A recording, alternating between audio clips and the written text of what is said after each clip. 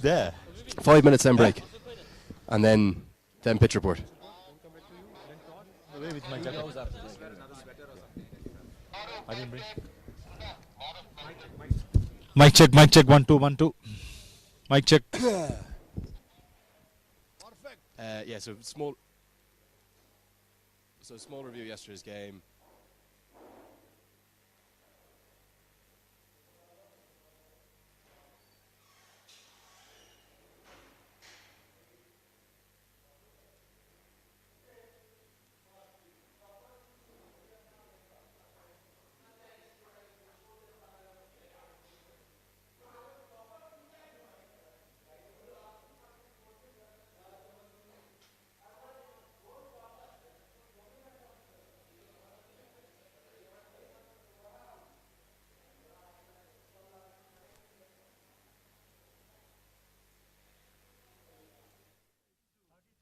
Every day, but this part had usually it starts at the pre-game show. This had like the whole this bit. So I did the pitch report one of the shows that as well. No, wouldn't have gone live yet because that's recorded. To you, just one camera.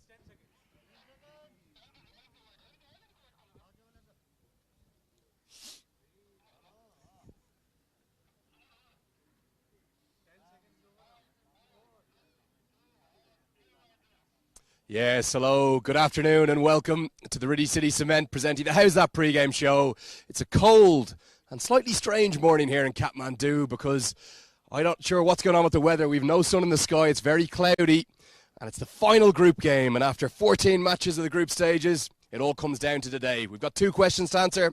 Who is going to take the final qualifying spot and who is going to finish in the first and second slot? Delighted to say that I've got the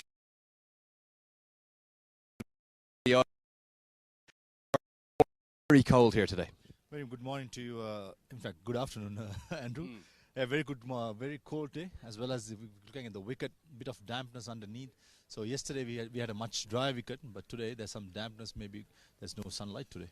Yeah, there's no sun. We've seen throughout the tournament the sun has actually burned through, and it was the morning game. It feels like a morning, and that's why we're saying good morning. Yep.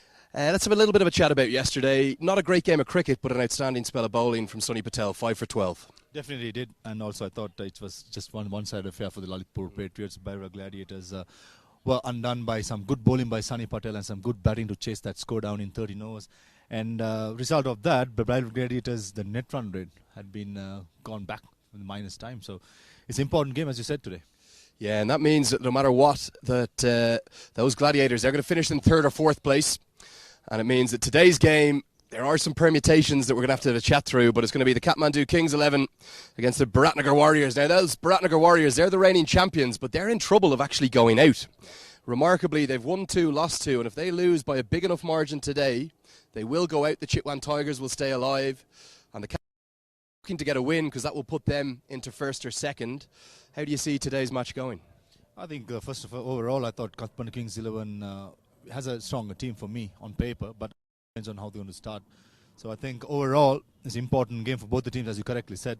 I mean, Chitwan Tigers still in a chance if Biratnagar Warriors loses as well. So what a better way to sum it up. I mean, till the last game, we don't know who's going to play the qualifiers.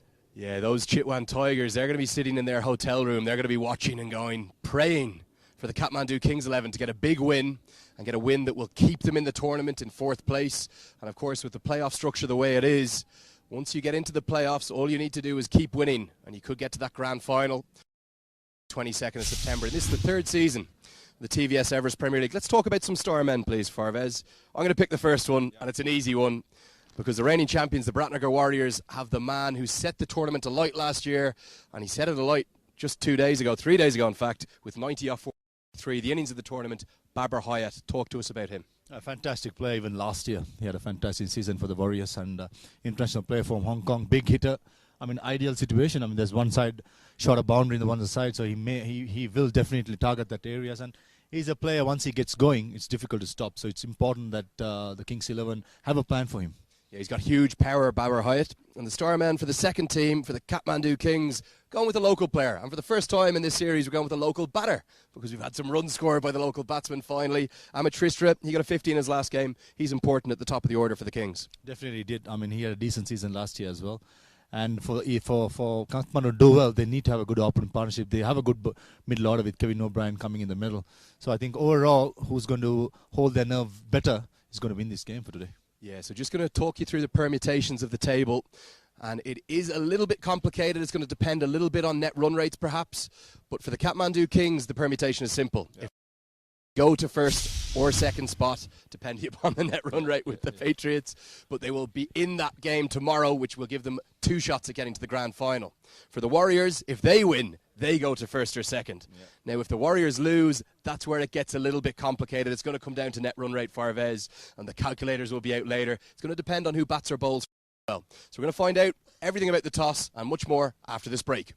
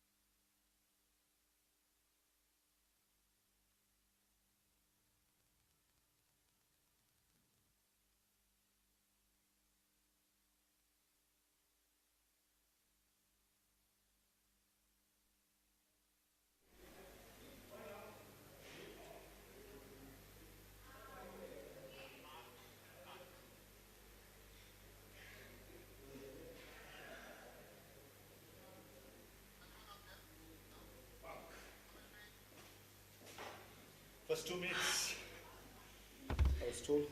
Yeah.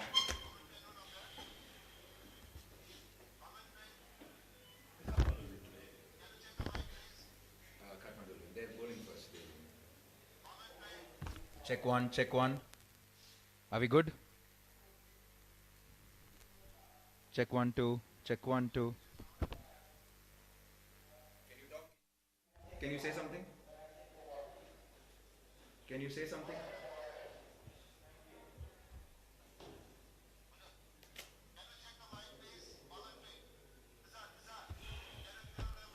Check 1, check 2. Check 1, 2. 1, 2, 3, 4. Check 1, 2. Kathmandu versus.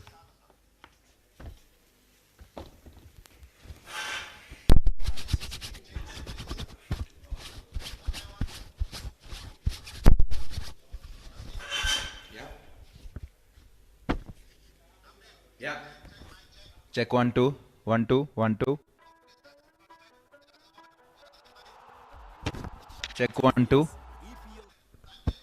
Perfect, sir. I feel like this is what's coming from the Yeah, maybe that. So welcome to all the viewers from all over the world. Final game. Yes. Yeah, I'll Introduce. give the intro and then I'll invite you. You invite me or I invite you? Or you can't say toss. Yeah. 2 minutes, I'll get you in. The toss.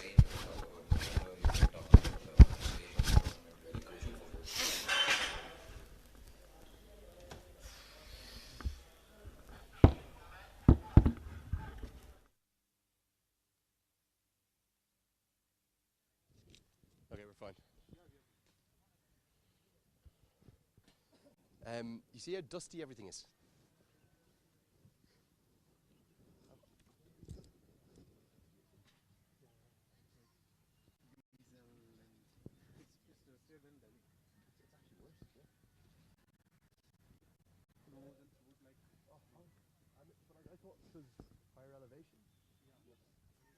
But no.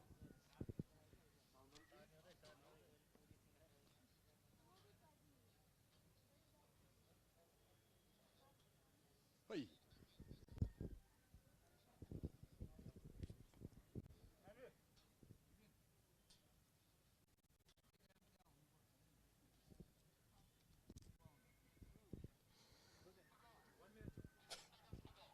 30 seconds.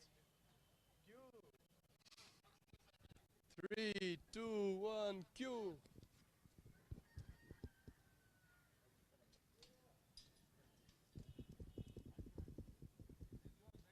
Yes? Is that okay? So you're kicking me out. You're kicking me out of the ground again. So second time in 3 days I'm being kicked out. Stuti, could you sort Bal out, please? Could you sort Bal out? Maybe make him be a better person.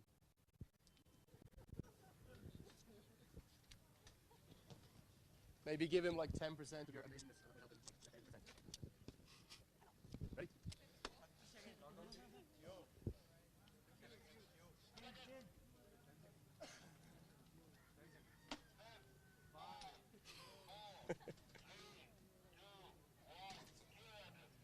Yes, hello, welcome back. Andrew Leonard here with the Ridley City Cement pre-game show. As I said, the weather's a little bit odd this morning. The sun's kind of trying to peek through. It's a bit hazy, a bit dewy. Let's get over to that Sri Lankan legend, Farvez Maharouf. He's going to do a pitch report.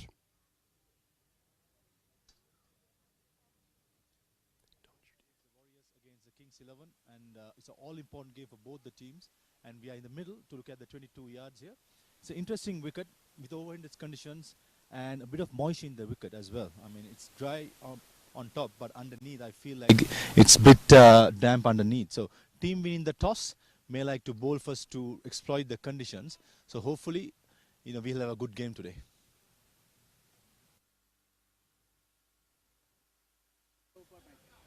Welcome back, Farvez there, saying the pitch is going to be hard to judge. Hard to know exactly what a good score is going to be. And we've seen a trend from the captains throughout this tournament that they've won the toss and they've actually decided to bowl first a lot of the time. So let's get over to Rohan Mustafa, the Nepal captain, Paris Kadka. They're joined by Navneet. Of the TVS Everest Premier League. We're still searching for the sun. It is a chilly afternoon here in Kathmandu as we gear up for the final game, the league game of the TVS Everest Premier League. And it's all to play for. All 4 spots yet to be finalized. Here we go. We have Rohan Mustafa for the Kathmandu Kings 11, Paris Kadka for the Warriors, and match referee Dipendra Chowdhury. And we're ready to go. Let's go. Rohan to toss the coin. Heads the call. And tails it is. Rohan, you win the toss. We're going to bowl first. Easy decision? I don't think so, but still we are chasing very well, so that's why we are going for chase. Good momentum, 2 wins in the last 2 games, but you don't want to mess it up in the final one. Yes, of course, it's a crucial game for us as well to get first and 2 spots. So we will try to get that spot, and that's it. Wonderful. All the best. Thank you very much. Paras, batting first in these conditions, not easy? Yeah, I mean, see, but having said that, I don't think the conditions are going to change much. I don't think there's going to be sun. So hopefully, if we can put up a good score on the board, I think it's a pressure game, especially for us. We'll have to go full on. So looking forward to it. I think the tournament's been fantastic in terms of how the results have panned out. So hopefully, if we can come up with one good performance, that could seal us through. And any changes to your team? Yeah, Basant Regmi is unfortunately fallen sick. He has viral fever, so Pushpa Thapa comes in place of him. All the best. Thank you. There you go, no surprises. Rohan Mustafa for the Kathmandu Kings 11 wins the toss, once again decides to bowl first. Yeah, I spoke about it before the toss. There's been a real trend in this tournament of the winning captain deciding to bowl first, and no surprise that Rohan Mustafa, after winning the toss, bowl first. I can see the umpires there ready to go, about to go out in front of us. Before we get up to the commentary box, remember, use that hashtag EPLT20. We've got the expert one-handed catch in the crowd. If you're in Kathmandu, get on down. 100 rupees for adults, 50 for students. And of course, we've got the Kingfisher cheerleaders here to entertain. Let's get up to the commentary box for the final game of the group stages. Thanks, Andrew. It's good afternoon from Kathmandu for the final league game between Biratnagar against the Kathmandu Kings 11. It's a freezing day on offer for us. The sun is teasing with us as we see the 2 lineup of Kathmandu Kings 11, who has won the toss and bowling first. Kevin O'Brien, Rohan Mustafa and Pradeep Sahu, the important players for them, as well as Biratnagar Warriors, Babar Hayat, Rule Vandamewa and Viman Khan and Paras Kadka, the captain of Nepal. I'm sure will be coming to open the batting. You see the umpires and the players making to the field as we welcome my good friend Navneet Krishna to the box. very good afternoon, Maruf. And yes, it feels like a morning, to be honest. It is so cold here. Like I said, we're still waiting for the sun to appear. And what a contest we have on our hands. The winner, if Kathmandu Kings 11 win, they go to second spot. Well, they could go to first if they have a ridiculously large margin of victory. And that's what it looks like for the Kathmandu Kings 11. For the Warriors, if they win, they have a chance to go to second spot.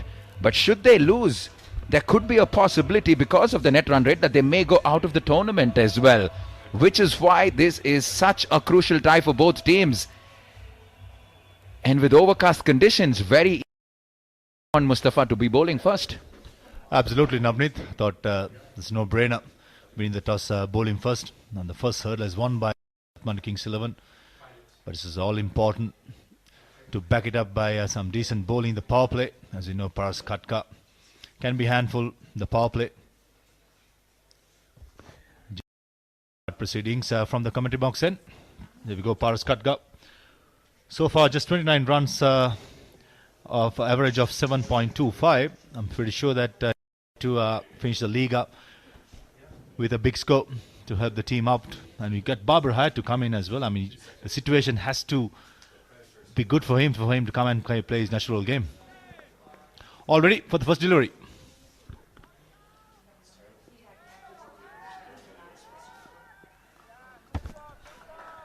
Yeah, glides it to third man for a single, and Paras Katka is on his way here. Jitendra Kumar Mukhya, the opening bowler for the Kumar Shah, out for the captain. He's had a very disappointing tournament thus far. He'll need to lead from the front here. Tap to leading from the front. CC Kumar, 4 games, just 2 wickets. High economy rate, 13.5. I'm sure he would like to come down on that on the game. Just basics feel. 1 slip fielder, short fine leg, deep square leg.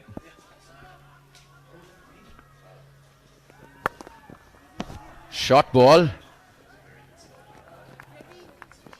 But he has cover in the form of Kevin O'Brien, a deep square leg. So just another single, and both batsmen are off the mark. And just sitting here in the commentary box and seeing it's pretty hazy. It's not very clear, even to see the grass banks on the far side. It just goes to show the overcast conditions here. Perfect conditions for bowling once again.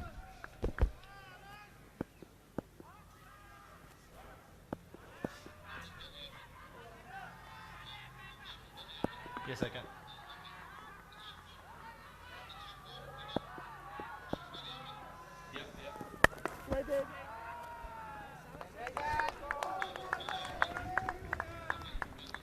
Yeah, good start here from Jitendra Kumar Mukhya. 3 balls on the spot. And Paras Katka, well, he's tried to force the issue early on in each of the 4 innings that he's played before, and in the process has lost his wicket very cheaply. The key here will you will need to get your eye in, understand the conditions, take your time and then build your innings.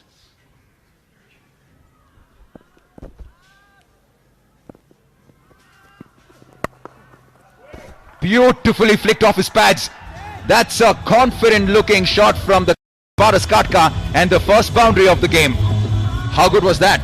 Fantastic shot there by Paras Katka. I'm pretty sure that stroke will get his momentum and confidence going.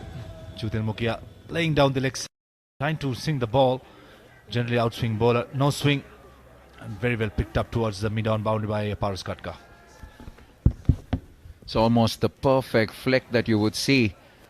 Easily the Katka has played all through the tournament. He's looked out of sorts, like I said. The stage is set for him to perform.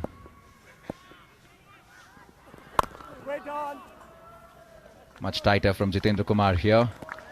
Yes, like I mentioned, this is a crucial game for both teams, all to play for.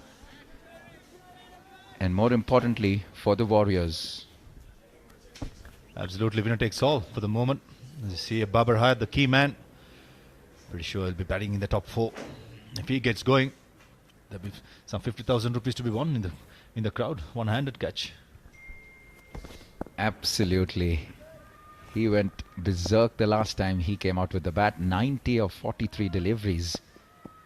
The highest run getter in the previous edition. Good comeback, good tidy finish to the over. 1 over completed, 6 for no loss.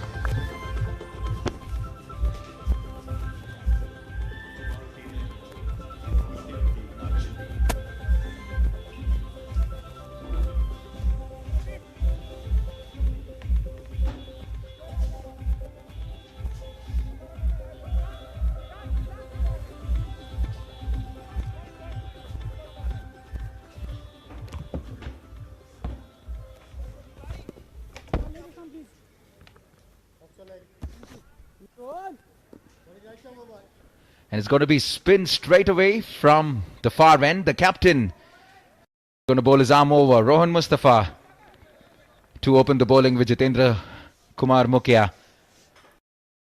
Maruf. Absolutely no surprises. Rohan Mustafa has done it before as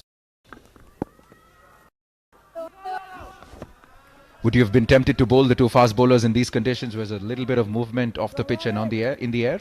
I was definitely tempted, but looking at the first over bowled by Jitendra, there was not much swing. So this is a smart call by Rohan. Fuller pitch delivery just opens his face of the bat, guides it to third man, no run. And also Sompal Kami is missing from the Kathmandu team. So he's a big lose for them as well. Full toss. Definitely an opportunity to get some runs there, but he hit it straight to short mid-wicket.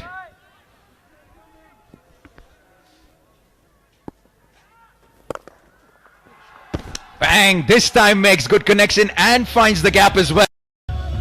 Handsome looking stroke from Anil Kumar Saha, and he picks up his first boundary as well. Yeah, absolutely pleasant towards mid-off by Amar Kumar Saha. Rohan Mustafa pitching it up, pitching it. And absolutely no holding back. Whacks it through mid-off of over.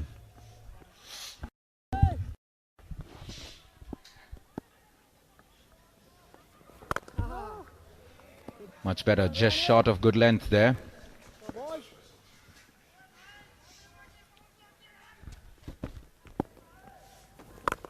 Shot! On the bounce to the deep mid-wicket fielder, just a single, 2 overs completed, 11 for no loss.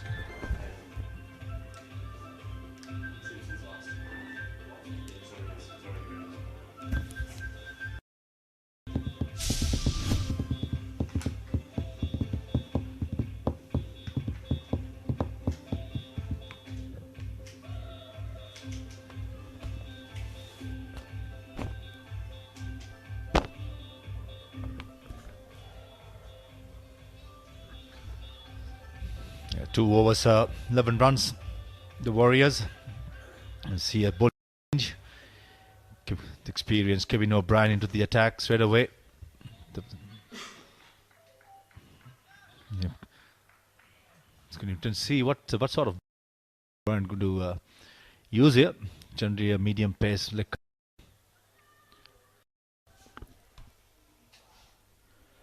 4 overs, 1 for 38 in his last game against the Gladiators for Kevin O'Brien.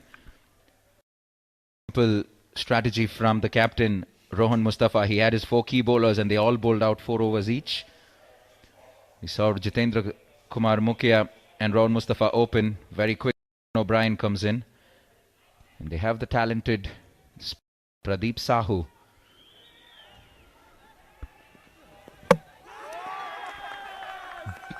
Bowled, yes! Around his legs. Moved a little too much away to his right, did Anil Kumar Saha. And Kevin O'Brien strikes in his very first delivery. 11 for 1, the Warriors now. interesting delivery by Kevin. I'd like to see the replay there, whether it's a leg cutter or a seam up. But all important wicket for the winning the toss and bowling first. We see the replay. Went across too much and exposed the leg stump. Important wicket for the Kings 11.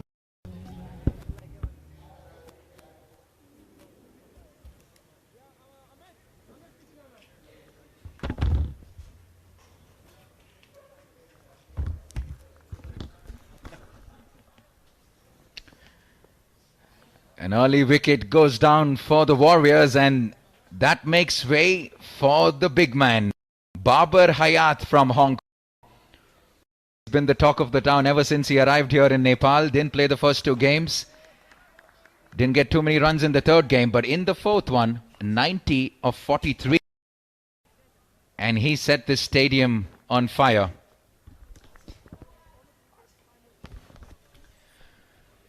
Maruf, you were here last year and you played against Babar Hayat. Tell us a little bit about his batting.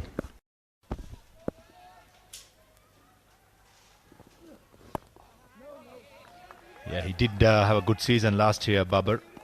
Played against him last year. He's a player. Once he gets going, it's very hard to stop.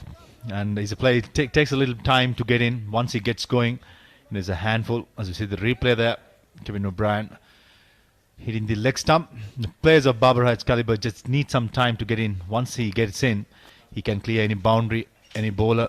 Doesn't really matter. Got the strength, got the elevation. It's a danger man for sure.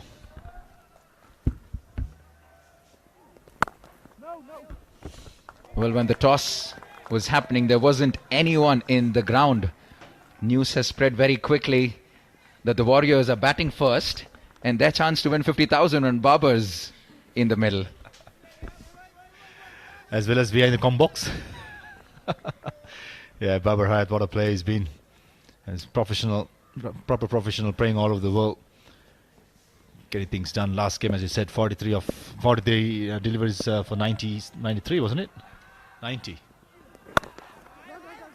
Good running there. Good understanding between the 2 batsmen. Punch it towards the mid-off. Jitan Mukia slightly on his heels. For easy single there. You would have to say that this is the key partnership for the Warriors. The captain, Paras Katka, and the main batsman, Babar Hayat in the centre. If these 2 get going, they can very quickly move this run rate.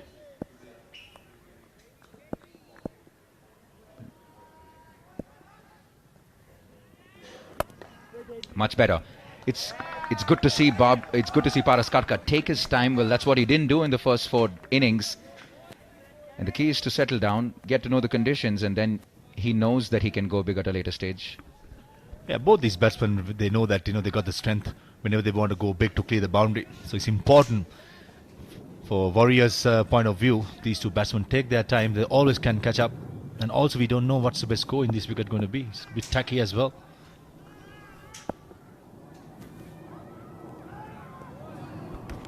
Strays down the leg side. It's been a good over thus far from Kevin O'Brien.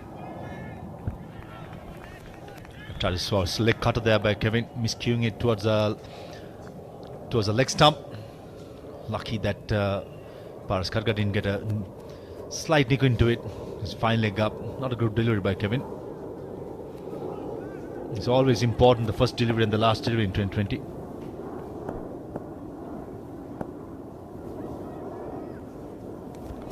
Once again down the leg side this time. He does have protection at deep square leg, but no one behind square on the leg side.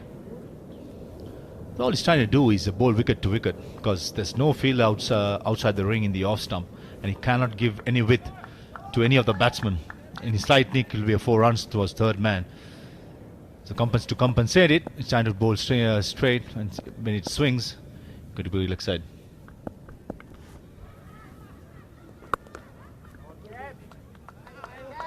Much better from Kevin, despite the 2 extras, conceding just the 3 runs in the over and picking up the wicket as well. 3 overs completed, 14 for 1.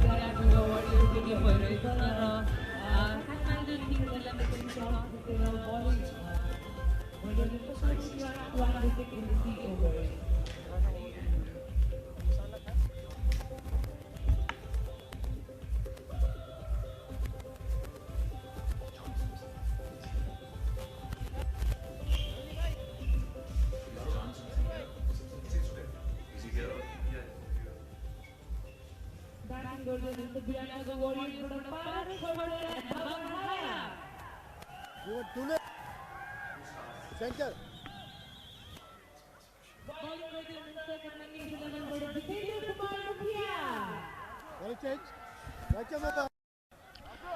It's going to be Jitendra Kumar Mukhya to continue with his second over. That's a quick look at the wicket once. Anil Kumar Shah moving a little too much to the right and losing his leg stump in the process. Oh, excellent delivery straight up from Jitendra Kumar Mukhya. Beaten all ends up and a little bit of the away movement as well as it was going past the batsman. Yeah, top delivery there by Jitendra. Fast bowler's dream. So hit the fourth off stump, beating the batsman. Slightly movement towards the offside, and I'm surprised to see there's no slip fielder, especially to Babar Hayat. It's important to attack when the batsman comes in. I mean, there's little movement, trying to execute as much as possible.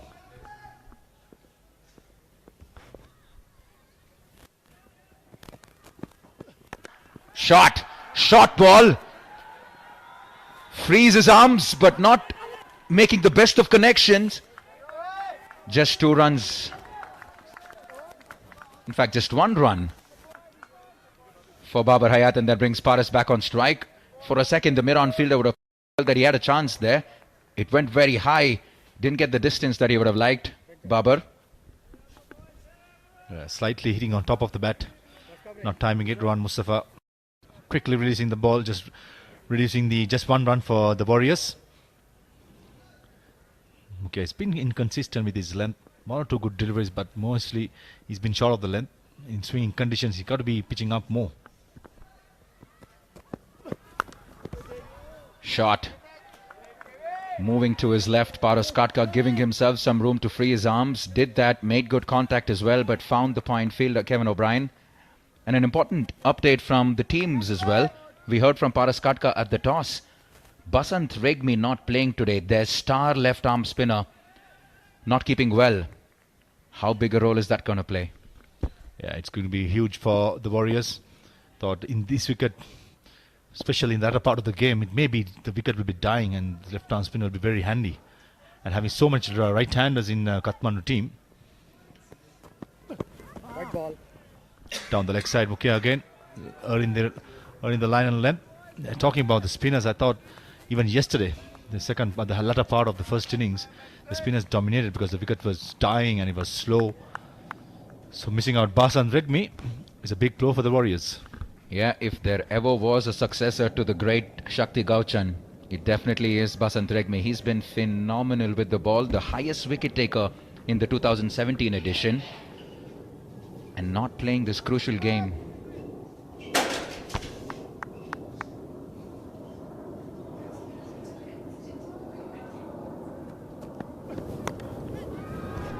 This time frees his arms, makes good connection, goes over the inner circle and gets 4 crucial. The captain Paras Katka. That's what he was looking for, Paras, all this time. Width, exactly what he got, the width and the length to free his arm. Going over extra cover. There you can see he has 4 fielders in the 30-yard circle on the offside. And he had the width given to him by the bowler. What does he do? Picks it over and gets 4 runs. And the cheerleaders are already having a busy day this morning.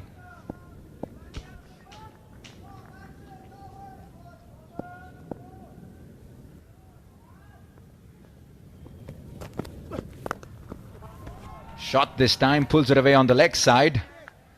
Just a single.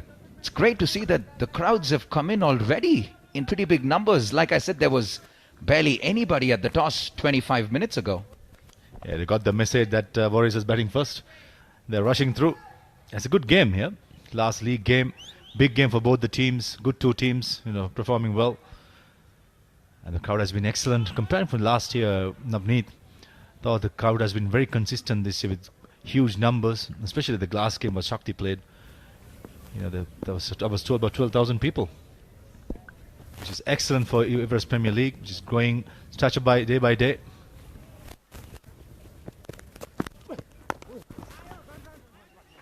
Much better. That's the line and length that he'd want to keep Jitendra Kumar Mukhya. 4 overs completed, 22 for 1.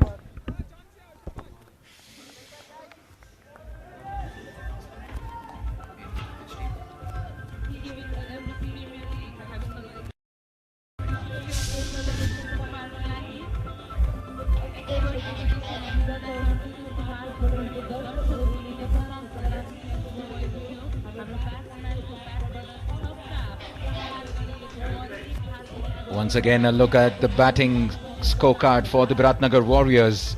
Another key question once again, when is Karan Casey going to come into bat? He's been their go-to batsman, especially in the latter half of the innings. He's won them 2 games quite literally on his own.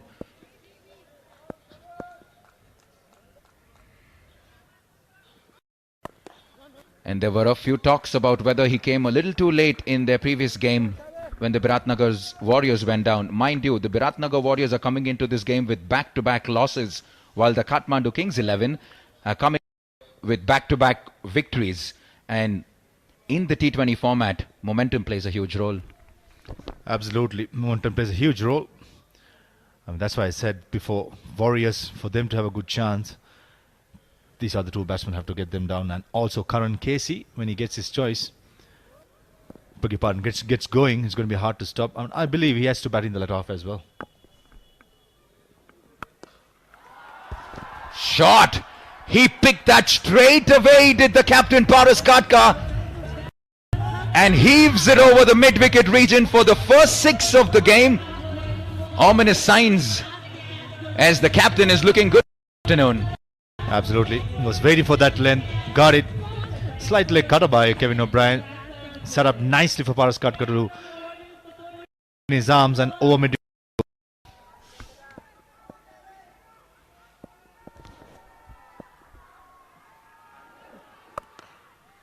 And that's the potential of the man, Paras Katka, and that's what he's capable of. And it's been disappointing that he's only scored 29 runs in the 4 innings that he's played this season. And in fact, I've had a few fans come up and walk up to me and asked if Paras has already batted, only to know that he's already gone back to the dugout because he's been out. And the fans have been disappointed as well. Maybe today is the day. And today will be his day, I'm sure. Yeah, he's got a good start. He's an experienced player. And he knows that once he gets a start, that is important that he gets going here.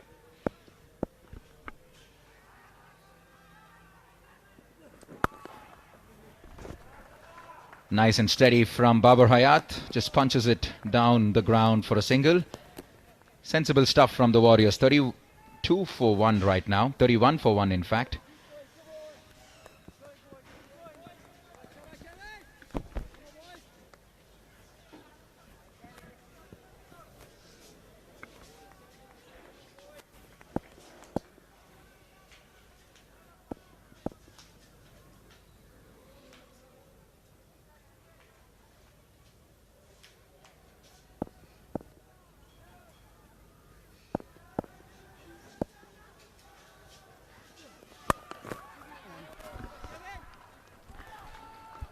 Another single down.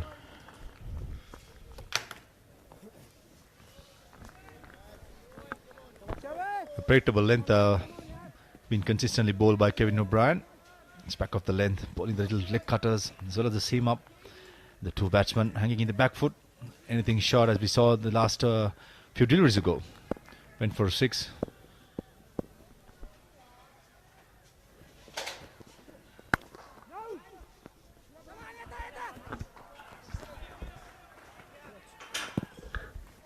Four deliveries for 4 singles after the 6, and we come to the end of the 5th over, 33 for 1.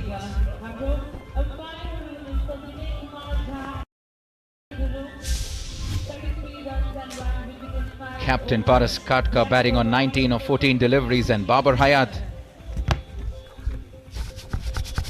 has had a serene start this afternoon, 6 of the 9 deliveries.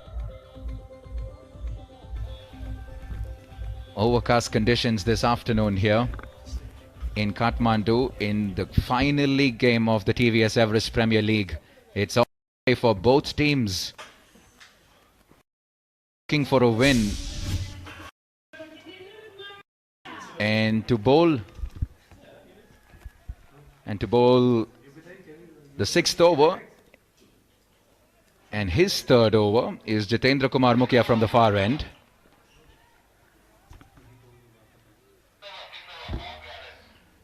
And a change in the commentary box as well. I'm going to hand it over once again to Andrew Leonard, and he has a special guest with him. Over to you, Andrew.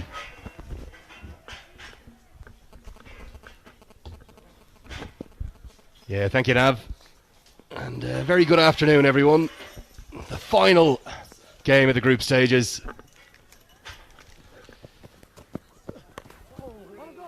And delighted to be joined. Could be a chance. Oh, direct hit, big appeal. We're going to go upstairs for that.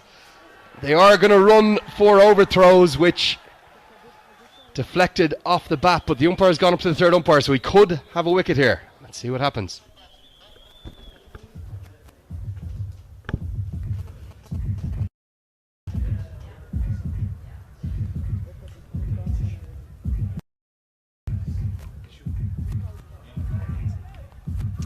Yeah, looks safely home to me.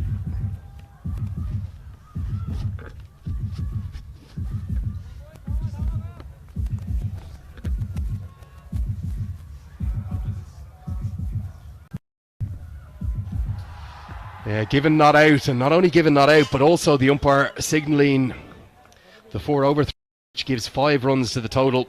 And as Nav said, delighted to have a special guest in the commentary box this afternoon for the first time. And it's a very nervous special guest because we've got the Chitwan Tigers and Middlesex wicketkeeper batsman John Simpson. John, how are the nerves?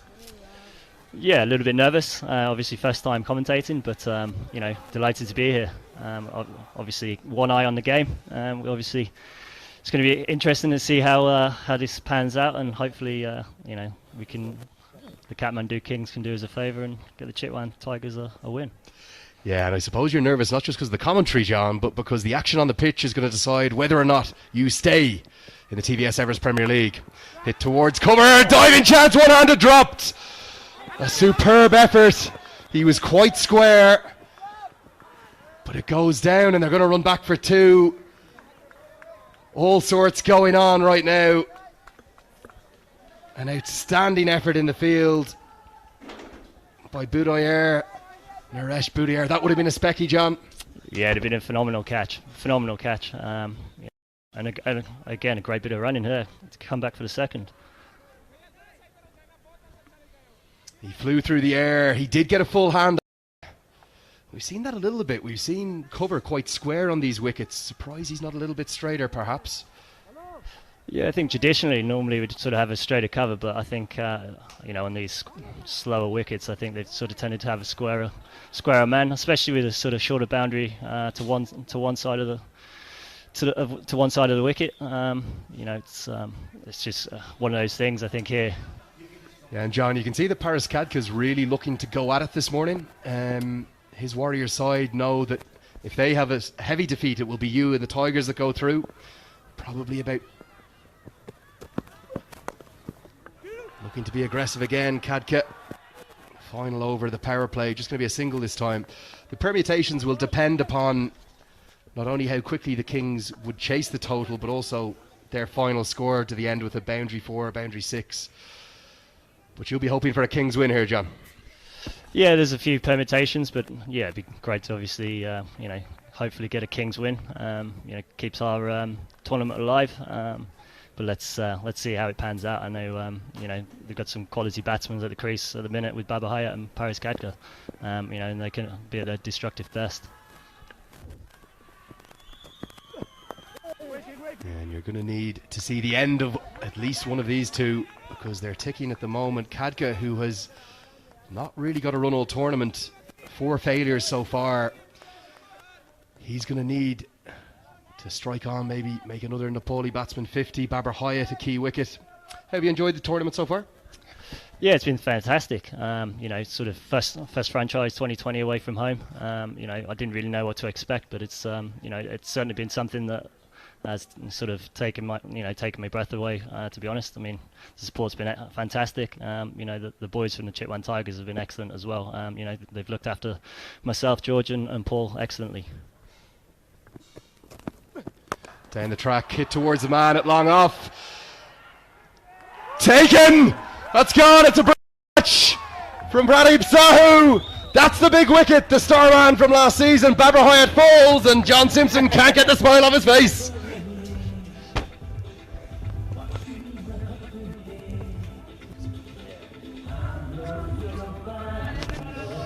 Yeah, a length ball there from Mukia, and Babar Hayat tried to clear long off, and just obviously didn't time it as well as he'd like off the toe of the bat.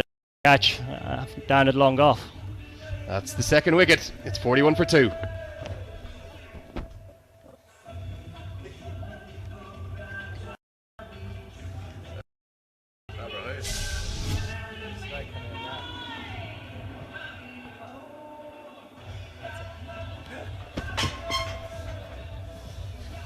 That's the Warriors card.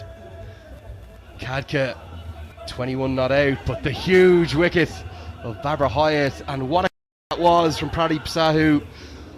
That long off, he judged it so well. He kept his feet safely inside the rope. Hyatt falls, and do the hopes of the reigning champions all rest now on Warriors captain Paras Kadka. Here's the new man. It's Mohammad Asif Sheikh. A little bit shorter runs in the tournament so far. He is a good talent, there's no doubt about that. But if you look down that Warriors card, how much are they going to have to rely upon Paras Kadka now? Van der Merwe, two men who haven't got many runs. Here's the wicket. It was no more than a chip down the ground. We spoke about Hyatt's power. He didn't time it, but what a catch. Sahu showing his experience, and Mukaya getting good reward with his first wicket.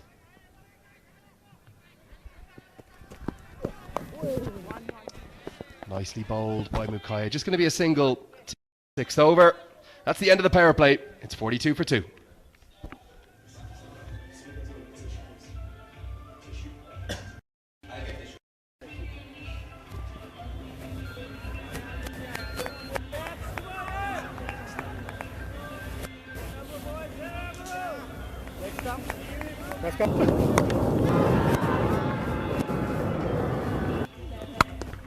You're seeing some of the highlights of the power play on your screen there. That was a huge strike from Paras Kadka. That was the drop catch. He flew through the air, but the big moment, the second last ball of the power play, an excellent Pradeep Sahu. And the man who took that catch is now going to bowl his leg breaks. It's Pradeep Sahu. There's the word. It's a very day, John. This is the strangest weather we've seen. Yeah, we've been fortunate with the weather. It's Kathmandu's been very kind to us, but obviously today it's a little bit overcast, a little bit colder. Maybe the ball not as far as the batters would like. But yeah, it's like I said, it's been pretty kind to us as Sahu's here, ripping these leggies into his left hand, coming into bowl. Yeah, Sahu's impressed me all tournament, and of course it was a leg spinner from India yesterday who was the star of the show, in Sunny Patel. 3 overseas players allowed in each team.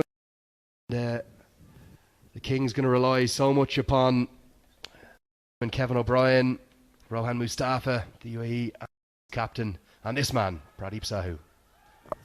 Leg side, hit into the leg side, there's a man there! Taken, what a catch! He's gone! 2 wickets and 2 overs! Are the Warriors going out of this competition? Yeah, another big wicket there. Kadka on the sweep, caught on the sweep. It's a lot of now responsibility on Roelof van der Merwe. I presume he's going to be coming in next. But yeah, it's a wicket for the Kathmandu Kings. You can see here, it was about a middle stump line. It's the shorter side of the ground, John. But another brilliant catch, this time Sidant Lahani. It's the 3rd wicket, 43 for 3. It's not coming next. Usually comes in 5, don't you, Van der Merwe? Got it 4 a few times. They've dropped him down, he's got to run into it. Just like that.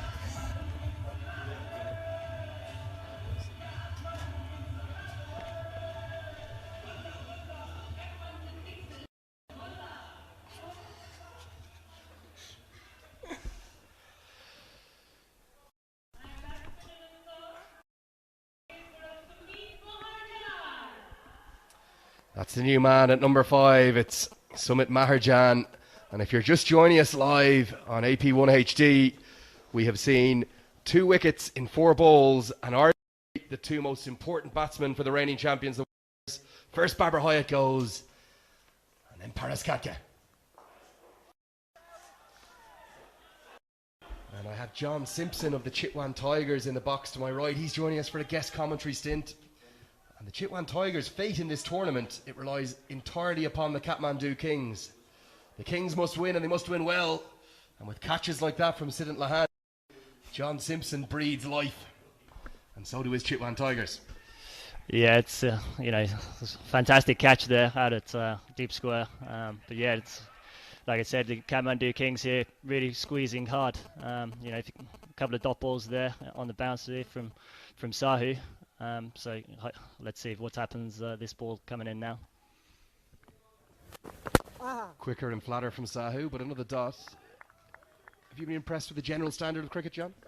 Yeah, I have. I mean, there's a lot of talented, you know, the local guys are very talented. I mean, you know, some of the striking, you know, throughout the tournament's been phenomenal.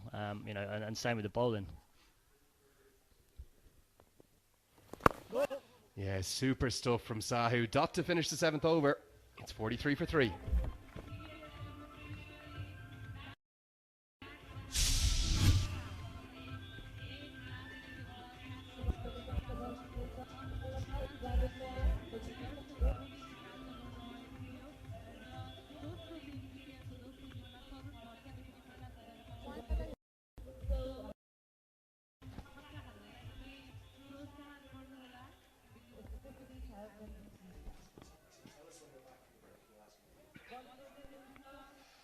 That's the Kings 11 bowling card. A wicket each for Sahu, O'Brien and Mukaya. Sahu and Mukaya getting the 2 big ones. It's going to be spin on both ends because the Kings captain and the UAE captain, the Emirati, Ronnie Mustafa, is going to bring himself on to bowl his off breaks. No run there. Sharply in from Lahani. The Kings look a buzz, John. Yeah, they do. They're really putting the pressure on the Biratnagar Warriors here. You know, if they can keep squeezing here, I can see a few big shots coming. Yeah, Mustafa, so good with his off breaks. Just going to be time for a single there. You used a phrase there I thought was beautiful. You said that the tournament's taking my breath away. And is that being your general reaction coming here to Nepal? What's the welcome been like? Yeah, it has. It's been phenomenal. I think you know, the whole city. You know, it's a spectacular place. I mean, it's, you know, set in the Himalayas, and you know, the support that the Nepalese have given us as a team has been amazing. Bowl him! Brilliant from Mustafa. What a celebration! He's been so good with those off workers. It goes underneath the bat of Sheikh. That's the 4th wicket. All the 4s now. 44 for 4, John. Don't get too excited next to me. Yeah, I'm trying not to. It's you know, another Yorker from there from Mustafa. Just played all around it, didn't he, there? Yeah, beautifully bowled. The score, 4 for 4.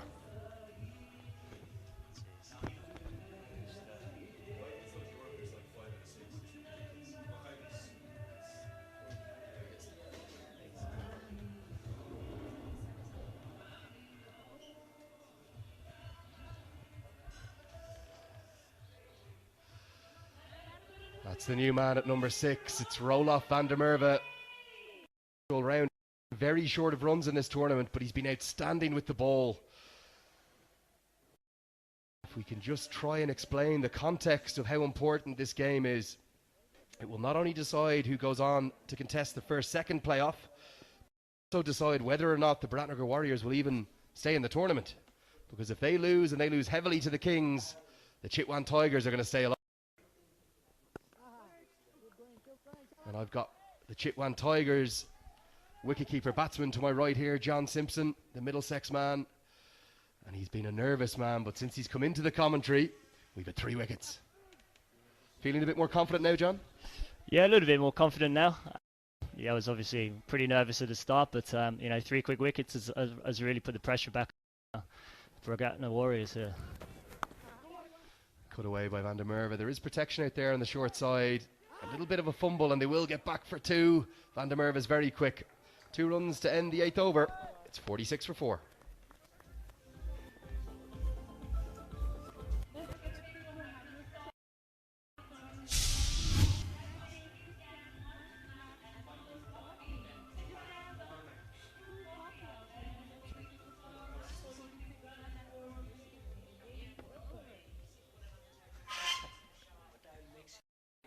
That's the worry. It's a very hazy day here in Kathmandu. Only 4 bowlers used so far by the Kings 11. And we're going to see spin to continue. 46 for 4. The fate of the Chitwan Tigers rests on this next 2 hours or so, John. It sure does. Sure does. Yeah, putting a big squeeze, like I said, on the Biratnagar Warriors here. Spin from both ends. You know, I'm thinking a score around 120 would probably be pretty compatible on this wicket, but let's see how this pans out. Yeah, nicely bowled by Sahu. Driven into the offside, there's protection out there. Just going to be a single. Talk to us about your campaign. You lost your first 3 matches, but you bounced back with 2 really powerful wins. Paul Sterling in particular starring, and yourself with a bat with a striking 80. And arguably the spell of the tournament from Lalit Singh Bandari with his left arm seam. Yeah, I think it was always going to be tough. I think we've got a lot of young guys who are fairly inexperienced, and obviously complemented with myself, Paul Sterling and George Scott. Has that helped the fact that the 3 overseas players are all coming from the same club in Middlesex? You all know each other so well. Yeah, I think so. I think we know what each other's about. And I think coming into especially a tournament like this, it's about sort of us trying to help the Nepalese guys who are coming through, give them some of our experiences, a little bit of identity in the brand of cricket as well. A dot there. The tournament was marketed as the world coming to Nepal. Is this the tournament you'd love to come and play again? Yeah, absolutely. It's been fantastic. Like I said, for my first tournament away, it's like I said, it's taken my breath away. The support's been amazing. You, of course, play your domestic cricket at the home of cricket at Lord's. Have you ever seen passion or fanaticism like it here in Kathmandu? No, definitely not. I mean, playing in front of 30,000 people, at Lord's in a 2020 against sort of Middlesex and Surrey, it's a phenomenal. But the passion and just as Sahu bowls and just pushed into the leg side a little bit short. 1 run there to Van der Merwe. No, sorry, to Maharajan. So do tell us, John, what's it like playing in front of the big crowds here in Nepal? Their fanaticism seems to be off the chart. Yeah, it's incredible. I mean, the passion that they have for cricket is, it's very different to back home. They just crazy about it. Beauty from Sahu. That's going to finish the 9th over. It's 49 for 4.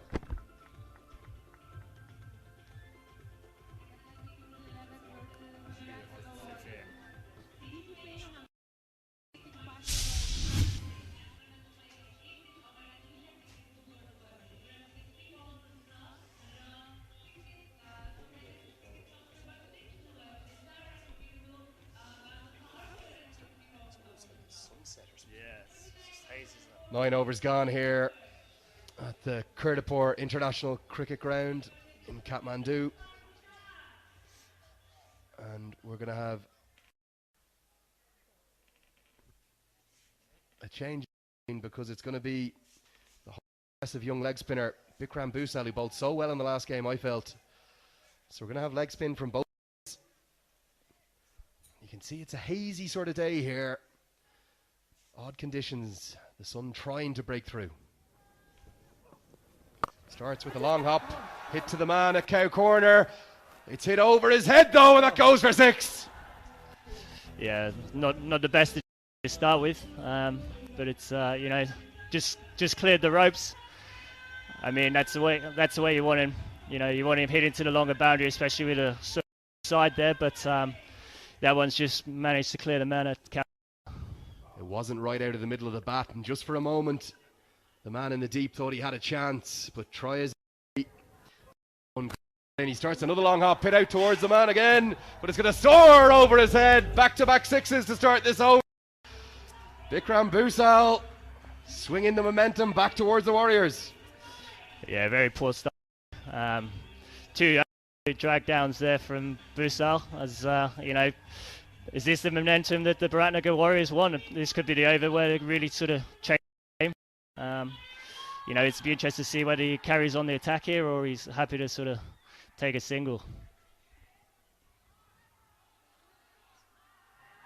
Yeah, better from Busal this time. Half a misfield, but going to be no run there.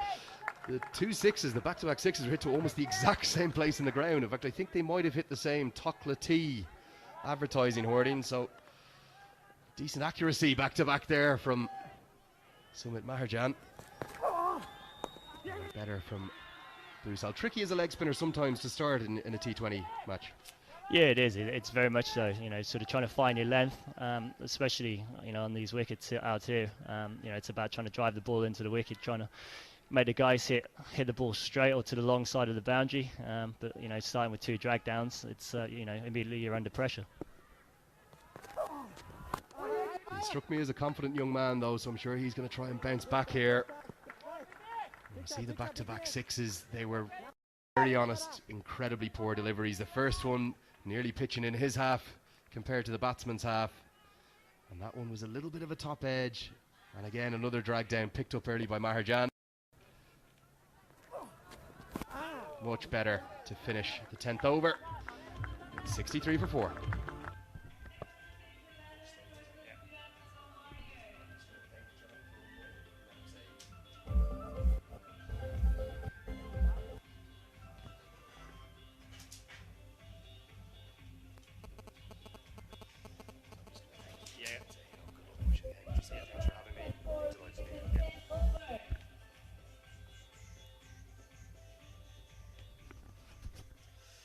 Yeah, that's the scene at the hazy Kirtapur International Cricket Ground. We've been really delighted to have the Middlesex and, of course, Chitwan Tigers wicketkeeper batsman John Simpson in the box with us for 5 overs. Thanks for joining us, John. You're going to get back to the hotel and watch all of these pictures on AP1 HD.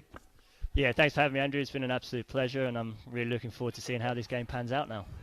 Yeah, thank you, John. And that's going to bring about a change in the commentary box. Pradeep Sahu will continue. He's going to be bowling to Roelof van der Merwe. And that will be brought to you by the perfect duo, Nav and Francis.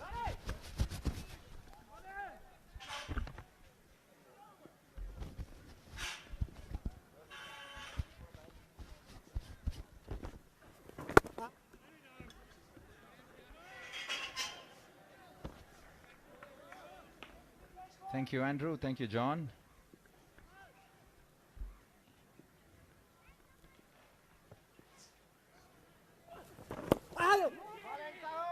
And good afternoon, Francis. Yeah, thank you, Nev. Coming in for a little bit later stint than I've normally had. Been swanning off doing a bit of sightseeing this morning out at Krishna Mandir, and I've got a wee trinket with me as well, showing off some bling in the com box.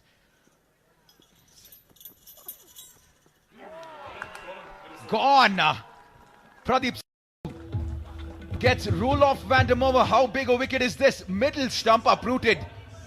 Completely played around that, missed it.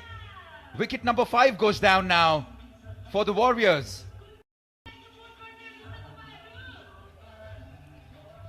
Oh, another good ball there, but I think Roelof Merwe's just played right over top of that. Just nice and straight on that middle stump, and he's ended up losing that middle stump. So their score now 63 for 5.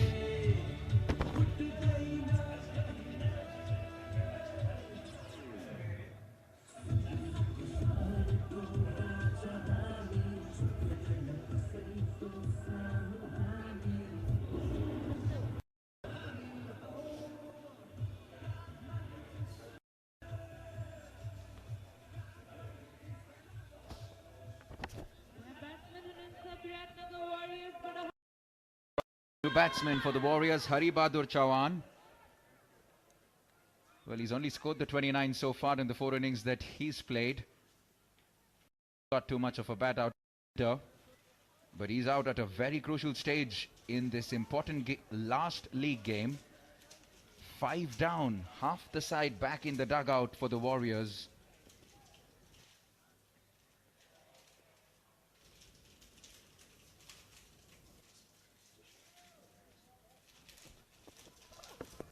Once again, Pradeep Sahu justifying his spot in the team. Yeah, at the start of the tournament, it was really the left-arm spinners that took the tournament by storm, and over the last couple of days, resurgence of the leg spinner. So good to see, and look, he's been fantastic in his spell. So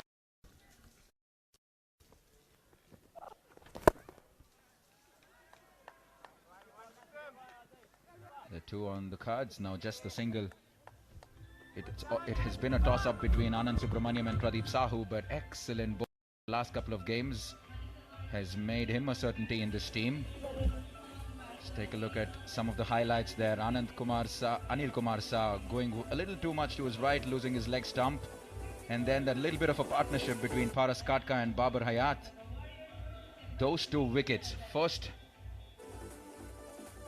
Babar Hayat and then Paras Katka.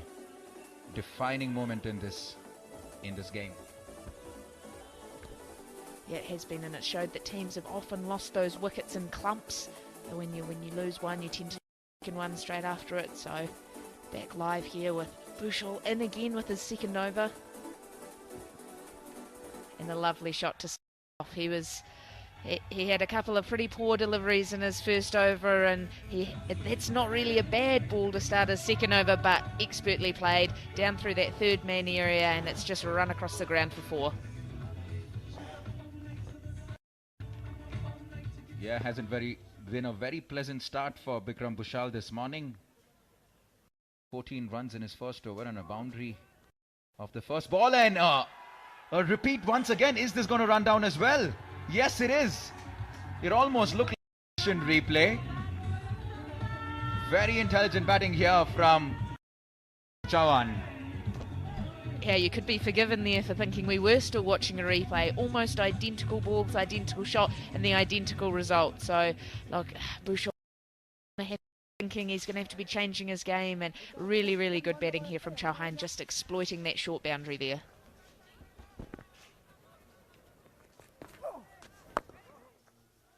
That's more like it.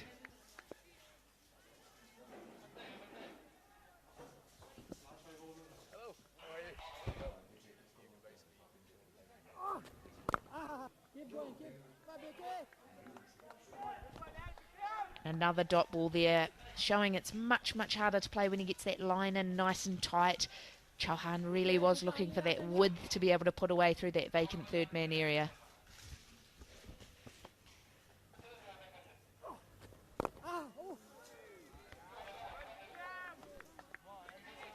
Much better this from Bikram Bushal. 3 dot balls after he conceded the 2 boundaries in the first 2 deliveries. Can he finish it off well here? Yes, he can. 4 dot balls to finish the over. 12 completed, 72 for 5.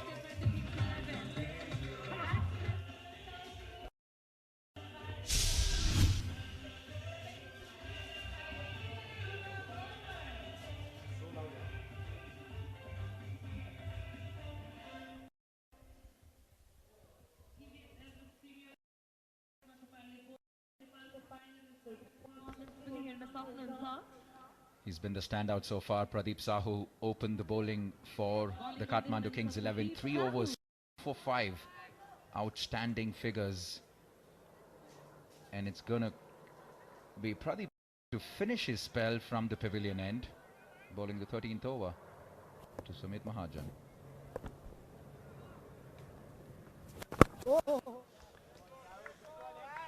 Francis, you've been a bit proactive.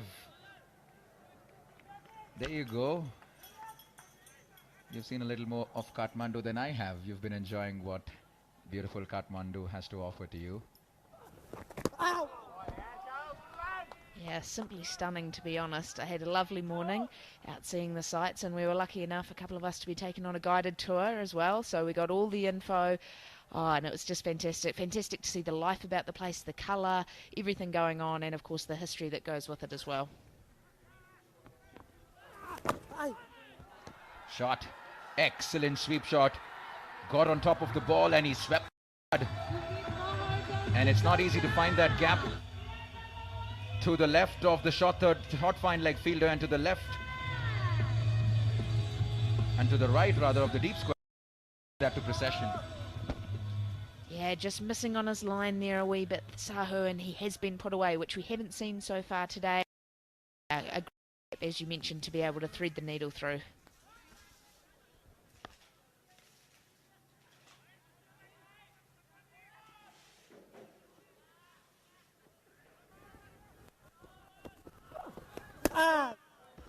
Good comeback this from Sahu. Excellent.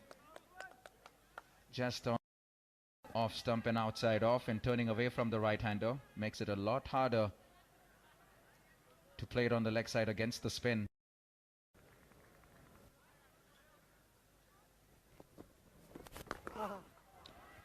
Francis, you're going to be on your way back in a couple of days. That long flight back to New Zealand. And quickly switch roles from commentary. You're going to be taking part in the Super Smash back in New Zealand. All geared up for that. Yeah, it's going to be pretty full on, to be fair. I've got a few games back home myself, and then basically straight after those games in the afternoon, jumping in the combox to commentate on the men's Super Smash back home. So it's going to be a busy time, and at the end of the 13th over, that's 77 for 5.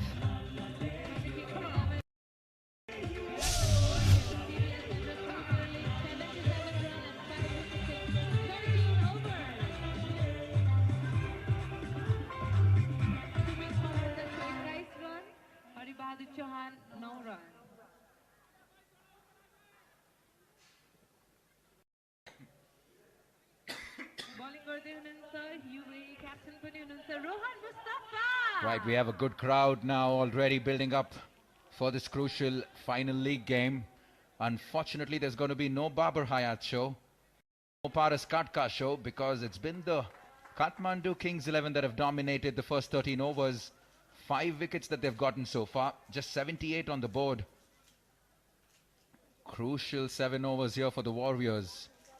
They want to get close to the 120, 130 mark. And for that to happen, the onus is once again going to be on the 2 in the centre and Karan Casey, who is yet to come into bat.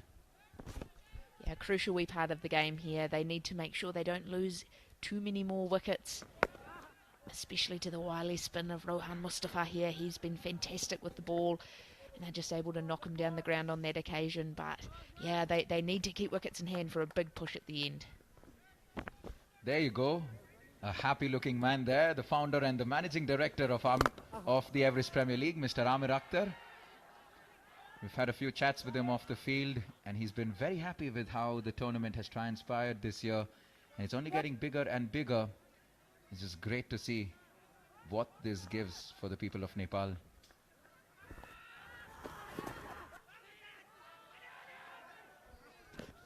Just pinching one to fine leg there. Yeah, you'd have to think he would be happy. We've had basically everything you'd want. We've ticked off that 5-wicket bag. We've finally had the Nepali batsman chipping in with 50s. We've had a century. We've had a super over. We've had so many last over finishes as well. From an organiser's point of view, it's been outstanding. Yeah, and as a result of everything that you mentioned, we've had massive crowds as well. An indication of how successful this tournament has been this season. 14 overs completed, 81 for 5.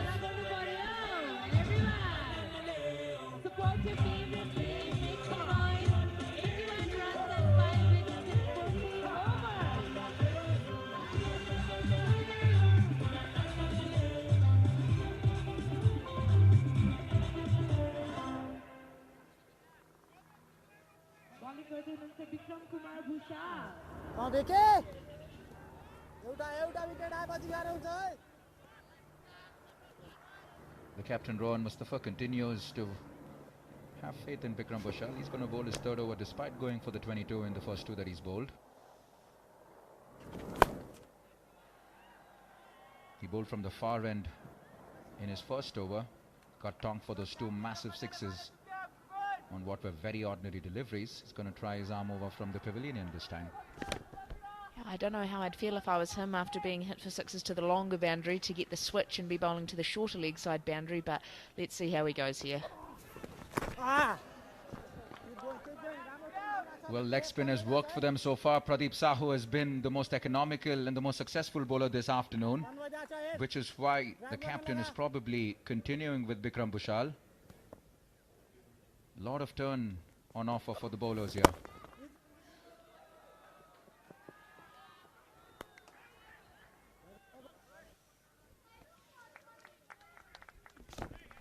Just hit down to that long on region and just a wee misfield, but he's done a good job to keep the ball in front of him so he can regather it quickly and keep it to 1.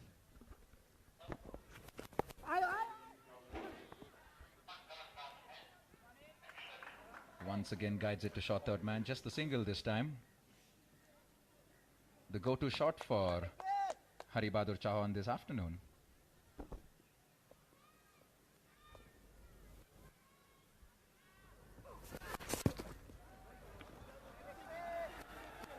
You can say that that's the percentage shot that he's playing for Harit Bahadur Chauhan, with the turning away from the right-hander, playing it in the offside as against.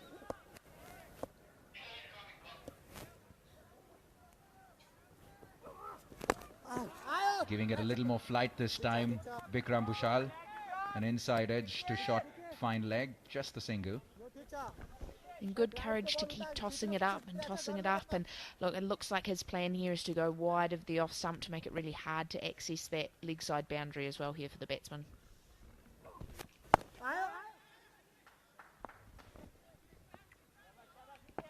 Much tidier over from Bikram Bhushal here. Just the 5 conceded, 15 completed, 5 to go, and the 87 for 5. It was wicket number 1. Anil Kumar Shah lost his leg stump. Excellent catch from Pradeep Sahu to dismiss Babar Hayat. And that was definitely one of the catches of the tournament to get Paras Katka.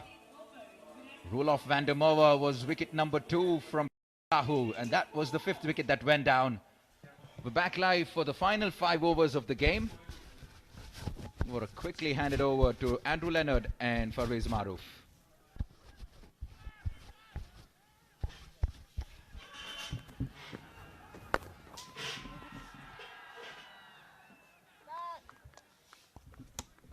Yeah, thank you, Nav. Game right in the balance here, Parvez. Yeah, crucial 5 overs for both the teams. Sarwan Mustafa, another stumping there. I think it got going. The third umpire, no need of the third umpire. Yeah, that's the 6th wicket, and that's a big one because Maher, he's been holding this innings together, and Mustafa's excellent spell continues. He's been outstanding, the Kings captain. Absolutely, he has led from the front, bowled well, batted games as well, taking some crucial wickets as you see the replay here. Good stumping there by Raju Rizal. As you see, the 6th wicket down for 88.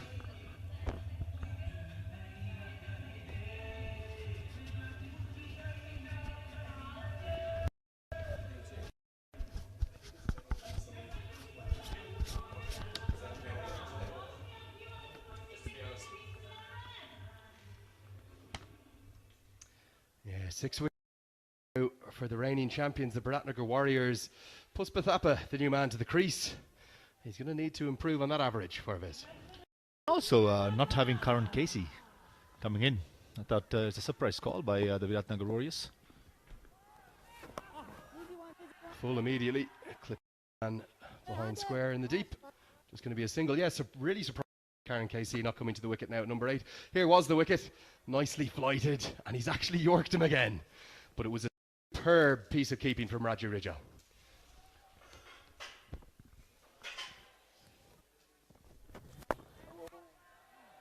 Down the ground towards long off. There's a man there. They're going to turn and go for 2. Could be a run out chance with a better throw. Why do you think Karan Casey hasn't come in at number 8?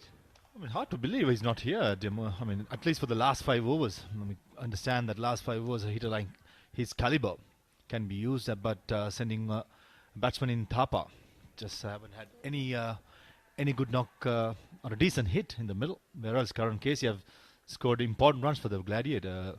Beg your pardon, the Warriors. Nicely played, a late cut, a sprawling diving effort there from Naresh. He saved 2 runs there for me. A good stop there by Naresh. Half a stop, definitely saving 2 runs. And also, what's interesting is so many wickets today. Bowling is gone for the full length deliveries. Bowled the last wicket stumping. You see the last wicket replay. So effective at hitting that Yorker, Rohan Mustafa. That's what he does to finish the 16th. It's 93 for 6.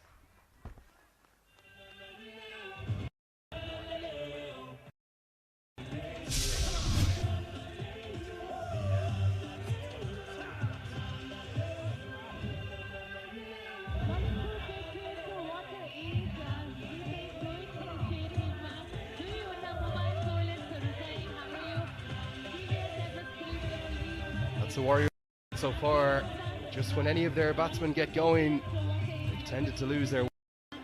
Kadka gone for 21, Maharjan for 25.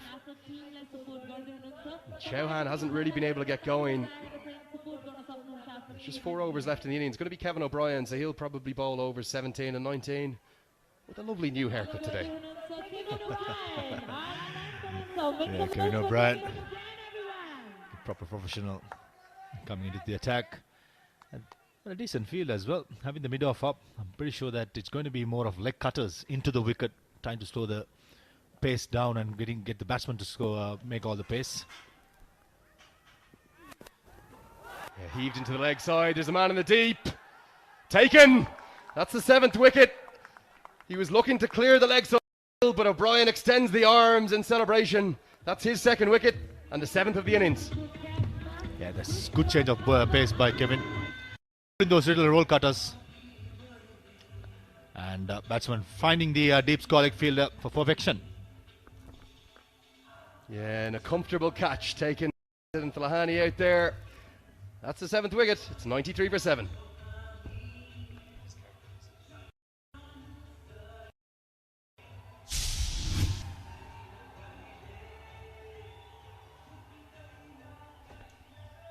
Huge roars around the Kirtipur International Cricket Ground as finally, all the way down at number 9, the folk hero of Nepal cricket, Karthi, comes to the crease. He's been so devastating with the bat this tournament. 20 off that super over. A great strike rate. Great strike rate, great average. Surprised to see he's coming at number 9. Almost 4 overs to go. Score of 120 will be interesting to chase down. And O'Brien is going to be trying desperately to keep Chauhan on strike because he knows KC's power. And remember, O'Brien is bowling at the end with the very short leg side boundary. Yeah, it won't be easy that for Kevin. But with his experience, I'm pretty sure that he'll be having his plans how to tackle the shorter boundary towards the leg side. Here's with Chauhan, 18 of 20 deliveries. It's important that he carries the bat through until the 20th over, just to get a score of around 120. Down the track, hit straight to the man at point. Could have been another dot.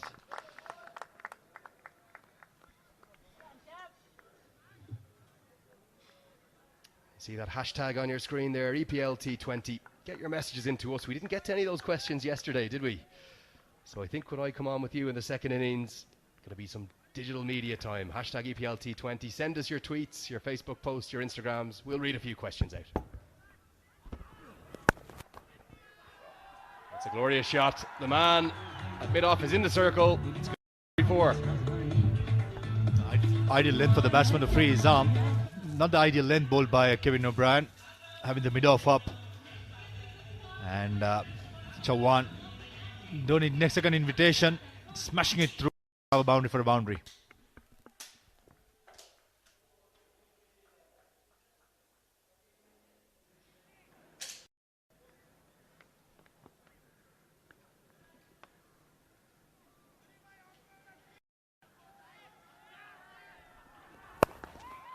It's over.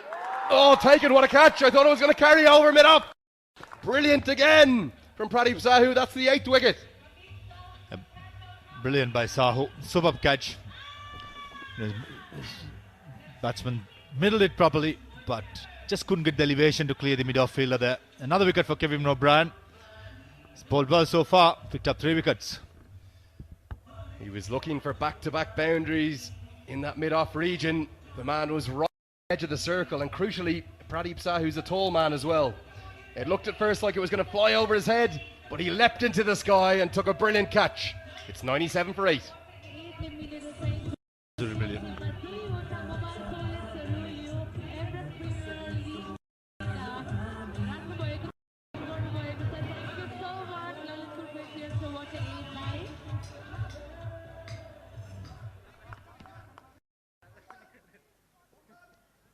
This was the 8th wicket, and for me one of the best catches of the tournament because it looked for all money like that was boundary 4. You can see Francis Mackay, our co-commentator, clapping her hands in appreciation in the background. That's a brilliant catch.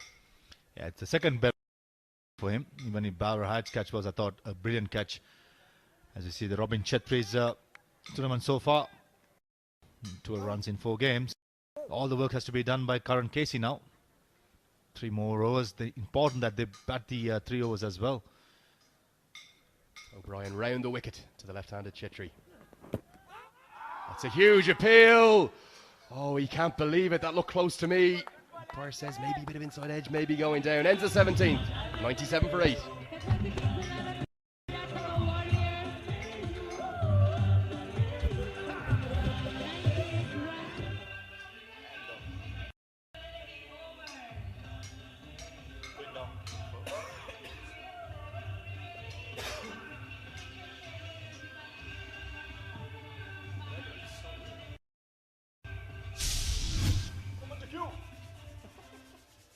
Biratnagar Warriors, they are the reigning champions of the TVS Everest Premier League.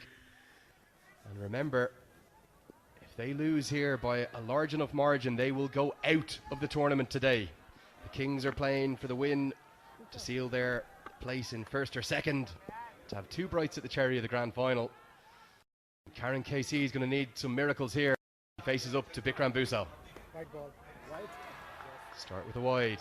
Busal very expensive so far. Absolutely. Bukra has been very expensive. He's under pressure, especially bowled to Karan Casey.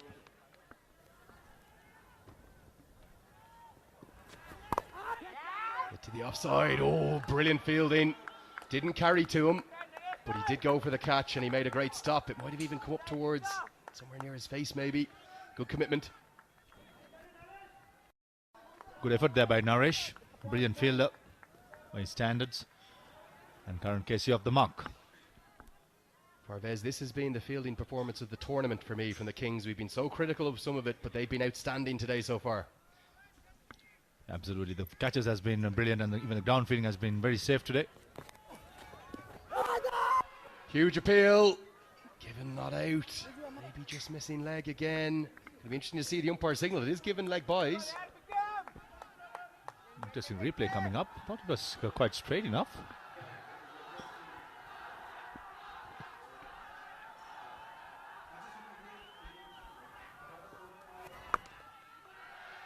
Powered by Casey, but straight to Kevin O'Brien, who's right on the edge of the 30-yard circle of cover.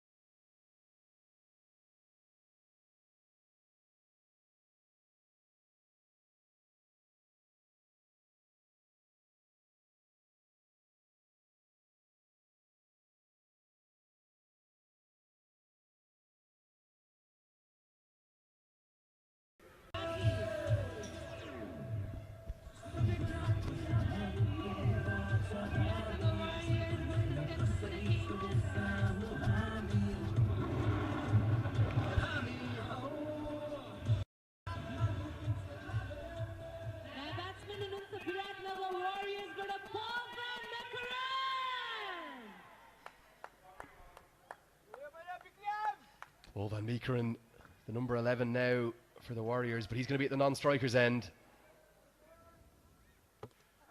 As Busal's bowled him, the Warriors all out for 100. Remarkable here in Kathmandu, because the Biratnagar Warriors, the reigning champions, could be staring down the barrel of going out of this tournament. Shocking cricket by Biratnagar Warriors. Not batting the allocated 20 overs. It's a crime in T20 cricket not to bat out their innings. I will see the Biratnagar was bowled out for 100 runs. Full marks for the Kings team, has been in a remarkable form today, carrying on the momentum from the last 2 games. Yeah, and not just full marks to the Kathmandu Kings, but full marks to the young man Bikram Busal as well. He bowled 3 overs, none for 28. He had to deal with the challenge of bowling to the explosive Karan KC. And with 2 wickets and 2 balls, he's finished the innings. Clean entry. And look at the delight from the Kings 11. They know that if they win this game, they'll advance to the first-second playoff. And what's more, if they win it in quick enough time, inside around 18 overs, we'll get the exact figure for you, the Biratnagar Warriors will be out of the tournament after winning their opening 2 matches. And that means the Chitwan Tigers will stay alive. We had John Simpson in the box with us earlier. He said he was going to be watching the game from his hotel room. And every single one of the Chitwan Tigers members will be, because at the moment, anything could happen. Yeah, Warriors have to blame themselves. Shocking cricket what they played, to be honest. Some of the shot selection and not batting out the 20. Here's the batting highlights. It was explosive stuff from Paris Kadka at the top of the order. He tried to hit his way back into form, and he certainly did with that mighty 6 off Kevin O'Brien. There was 2 rank long hops to start Busal's spell. They both went for 6. But outside of that, a few late cuts, some nice touches from Chauhan and Maharjan, but it was a very tame end to the innings. The last 5 wickets falling for 12 runs.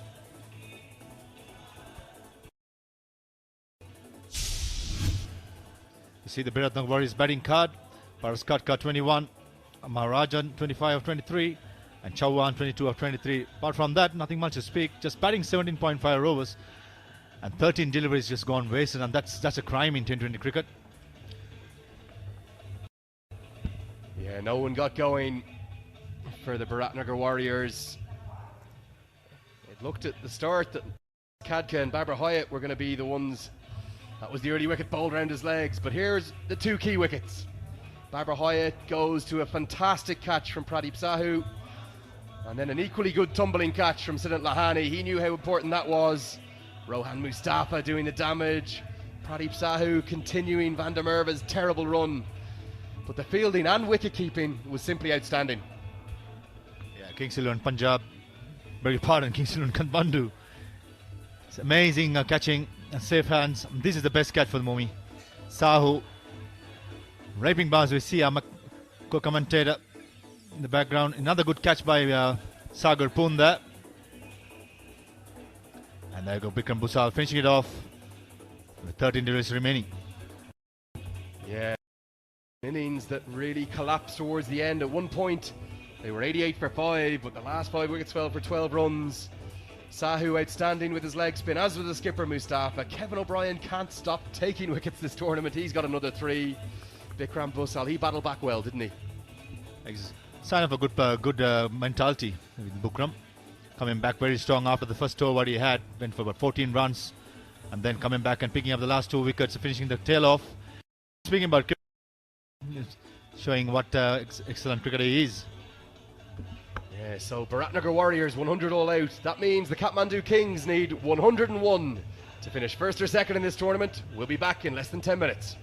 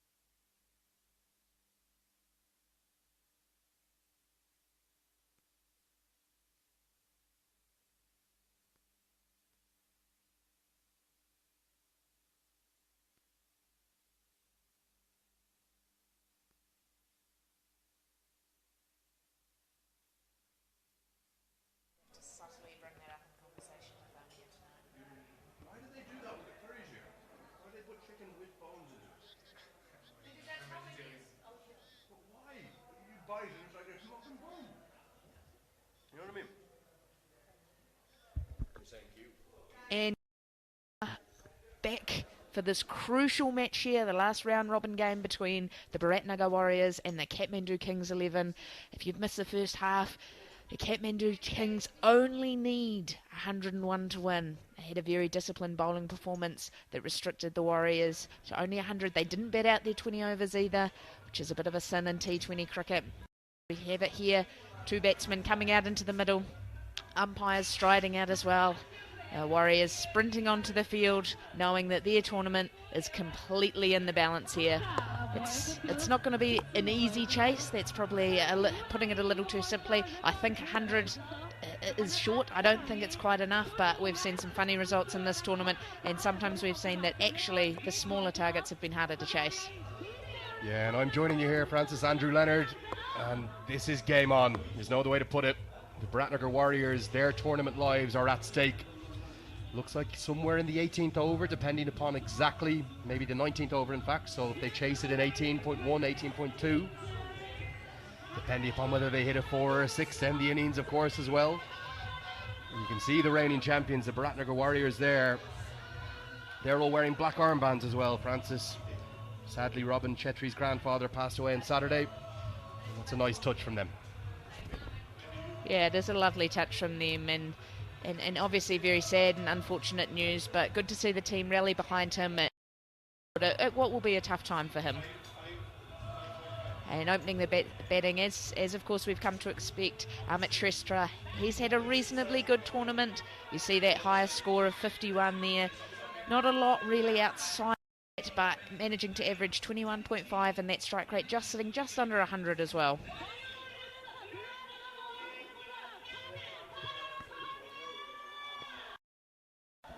And remarkable stuff, because the Nepal and Biratnagar Warriors captain Paras Khadka says, we're in deep trouble here, so give me the ball.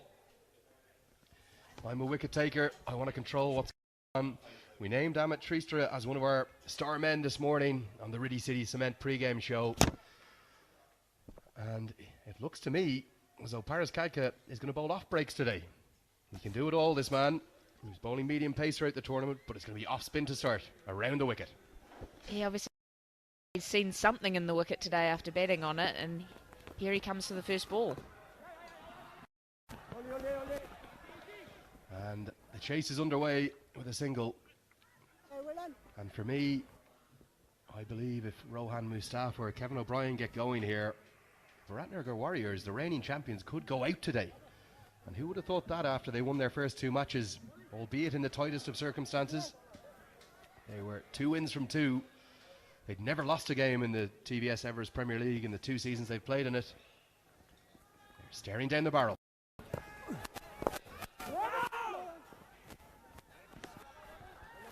Yeah, they're really under the pump here, and of course I think that's why we've seen the captain himself take here early, and maybe just trying to rush through and over here, just utilising the off spin, take the pace off the ball to these two batsmen who've been in reasonably good form throughout, and now even backing himself to put a slip in. And historically in T20 cricket as well, the first over is the one that goes for the least amount of runs, so could be a good option. Half an appeal going down leg. Yeah, you can see Roelof van der Merwe's come in to slip.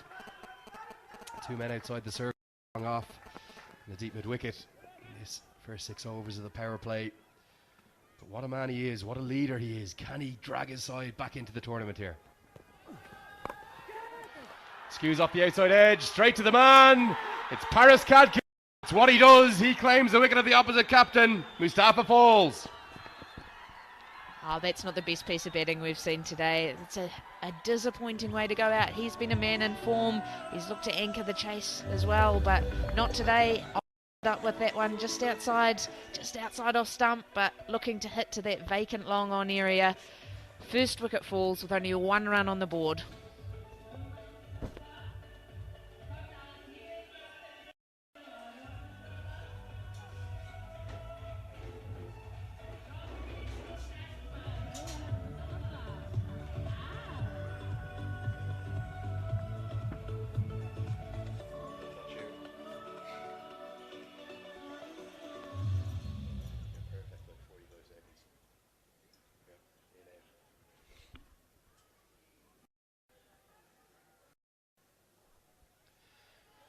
It's going to be Sagar Pun at number 3 for the Kathmandu Kings, and he's over because his captain has fallen to a poorly judged shot, really.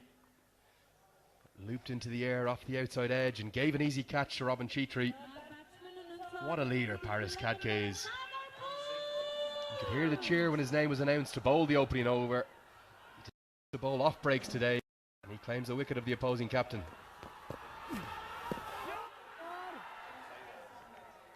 He's got the magic touch.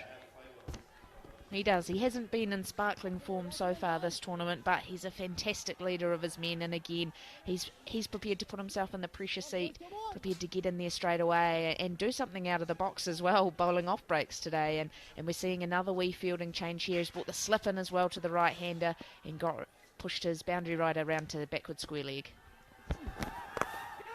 Hit into the leg side. There's a man out there, but it's gone wide of him. That's an impressive shot from Sagar Pun. Boundary the innings. End of the first over. It's 5 for 1.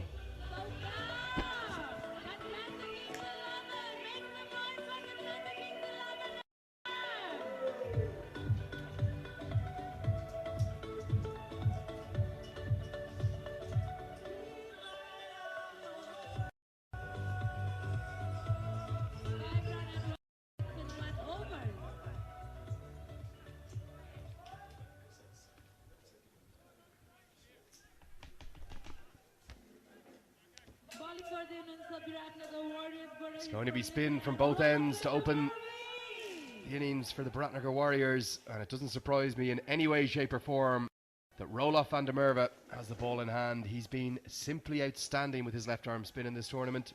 He's going to need to be.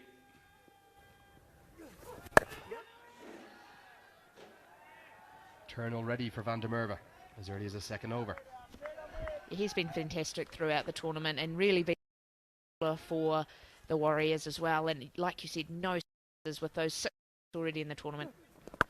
To see him take the new ball, and he started well, hasn't he? Just puts it on a dime straight away, a little bit of grip there as well, which will be very encouraging for him, and he knows that his side need wickets here.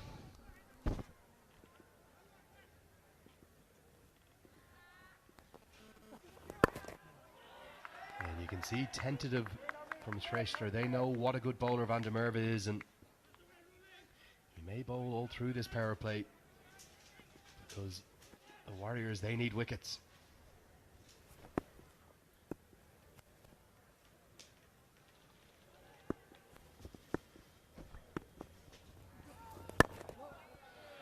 Four dots to start, pressure building, Francis. Yeah, and as always in T20, what tends to happen with those dot balls, even if the batsman's quite happy to be respectful, they do build that pressure, and quite often you see wickets follow. Big shot this time, heaved into the leg side. It's a short boundary. It's going to fly all the way for 6. Brilliant from Shrestha. It's one way to break the pressure, isn't it? We talk about 4 dot balls and then just pin one middle like that. Again, just outside the off stump, but enough room to free the arms up. It's not the biggest boundary out there, and it's gone sailing into the stands. A bit straight at deep mid wicket because of that shot. Just long off and deep mid wicket out of the circle.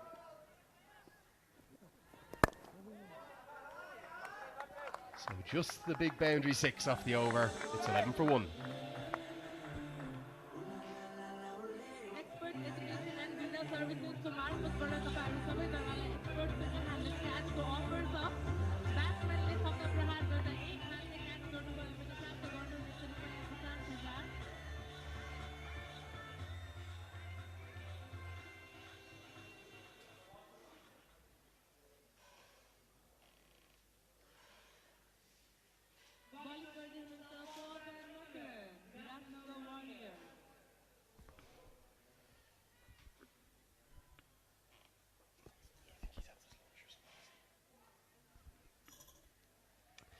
Nervous looks on the sidelines from the Biratnagar Warriors team there. You can see their head coach as well, Umesh Patwell. Paris Kadke decides 1 over from him is enough, because it's going to be Paul Dutchman, Paul van Meekeren. Oh, and he starts with an absolute beauty. We've seen his radar, particularly in his opening over, has struggled a bit with the scale of swing he's gathered, but he's right from the start today. Yeah, he has battled for that accuracy, especially in those opening spells, but good to see him today right on point straight away. He gets that extra bounce. He's going to put the batsman under pressure. We're seeing on your screen here, he's already got 5 wickets for the tournament, and I think a great time to bring him in now and try and grab another one. It's a huge talent, old Dutchman. Strays in line, beats the man at fine leg. What's happened there, Francis? That's boundary 4. There's hands on heads everywhere. There's head scratching. The man himself looked just as confused as anyone else, and I think maybe he just hasn't picked that up off the bat or expected it to go through to the wicket.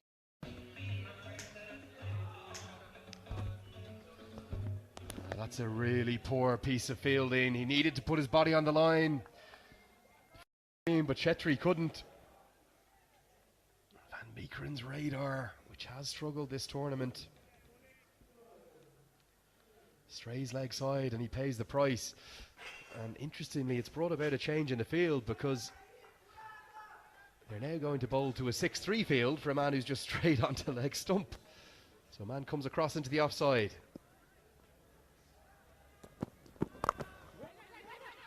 Look for a quick single. Babur Hyatt can't pick up cleanly. 2 men outside the circle, deep square leg and third man. Surprised at this field? A little bit, but sometimes that's what it takes to get your fast bowlers bowling where you want, is that little bit more offside protection. Makes him feel like he can get outside the off stump and not be punished too much. But yeah, I was a little bit surprised to see that fielding change after that boundary. I don't think there's probably the need for that fine leg. I think only your bad ball's going to go there, but I'm happy to be proved wrong. I suppose what Paris Kadka is saying, I don't feel we can defend this unless we take wickets.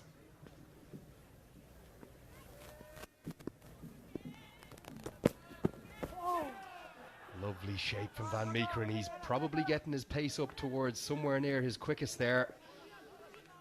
Beautiful delivery, that. Yeah, we can see the keeper standing pretty deep as well in the circle. The thing with Van Meekeren is it's the lift that he gets off the surface that really troubles people. Swing, seam, you can tend to play, but if you get that coupled with steep bounce, it's so difficult. And we've seen with a few of the Nepali batsmen especially, they're not the tallest guys going around, so he's always hitting high on the bat and makes it really hard to get on the front foot to him. A little bit straighter, and because he's bowling to that 6-3 field, maybe a single there.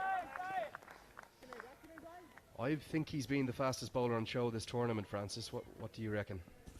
He's definitely had some pretty brisk spells, and the wicketkeeper always taking the ball up round his shoulders as well. So, yeah, I would suggest he'd be a nightmare to face, especially when we had those 9 o'clock starts. He looked extremely dangerous.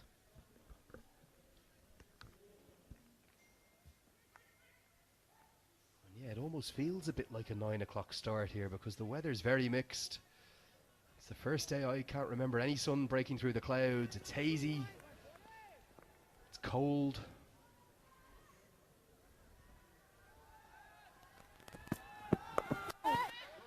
It's a nice line, but there's going to be time for a single there to end the third over. Kathmandu Kings, 18 for 1.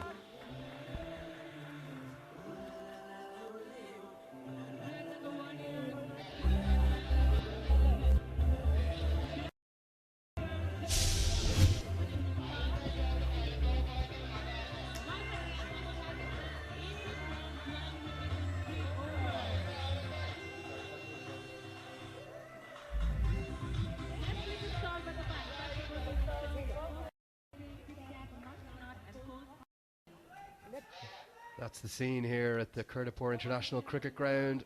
A healthy crowd in watching their beloved Biratnagar Warriors battle to try and stay in the tournament. Possibly the most popular team with Paras Kadka leading them, but it's the local side, the Kathmandu Kings, who are looking to chase down this 101 to seal their place in first or second spot. They'll have 2 bites at the grand final Saturday the 22nd of December.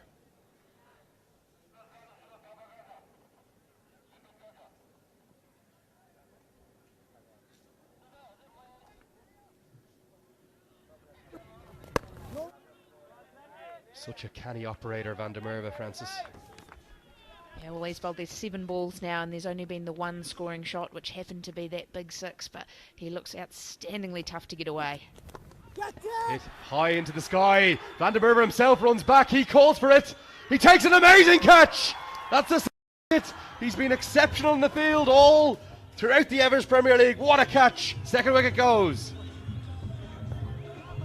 You have to say he has been the fielder of the tournament so far. Some of this done has just been electric. Love this from him, just prepared to toss it up still. Batsman not really getting in any position to play the shot. He waves everyone off, commits to it. The big dive at the end, two-handed grab. Brilliant from Van der Merwe. The second wicket goes, 18 for 2.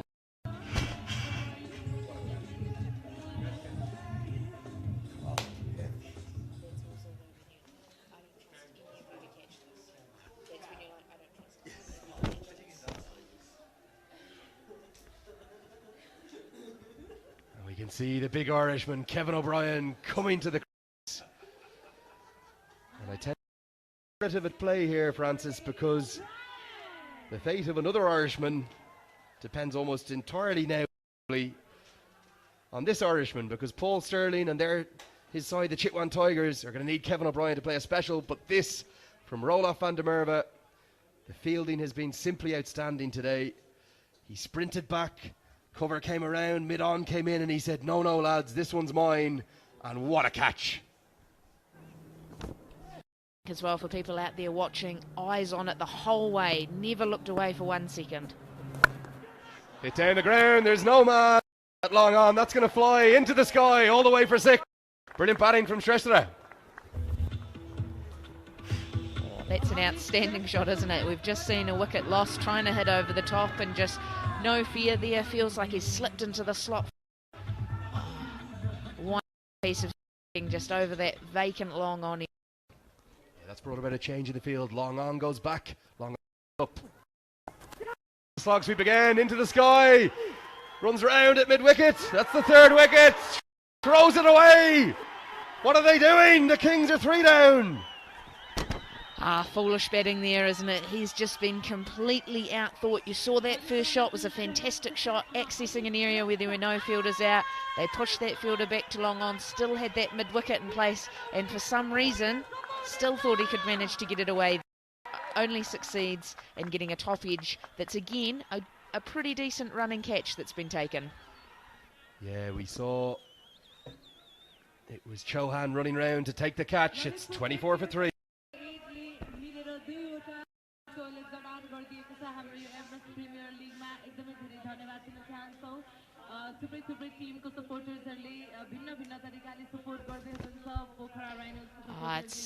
It's not looking good.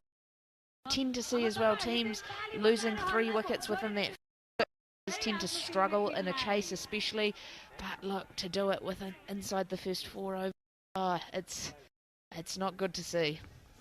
Yeah, they are only chasing 101 to win though.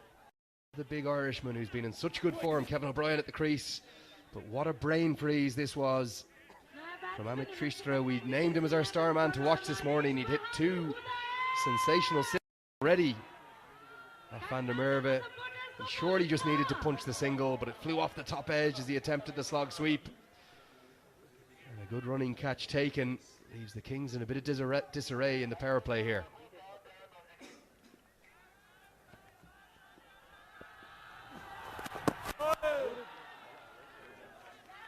A lead from O'Brien to start. He knows that Van der Merwe is the danger man they've got to see through. He can score the runs. The required run rate's not high. It's under 5.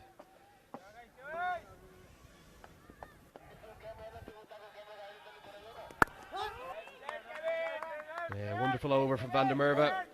2 wickets in it. It's 24 for 3.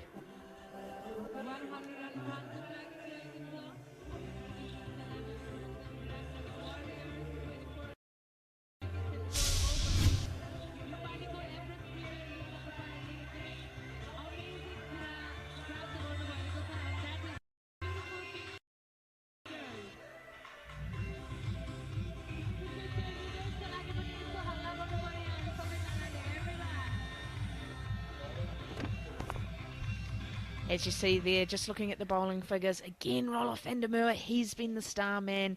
2 for 12 off his 2 overs, adding to his impressive haul of wickets he's already taken this tournament so far. Oh, Kings 11, they're in a wee bit of a hole to 4 overs, 24 for 3. We've got the big Dutchman, Paul van Meekeren, to continue.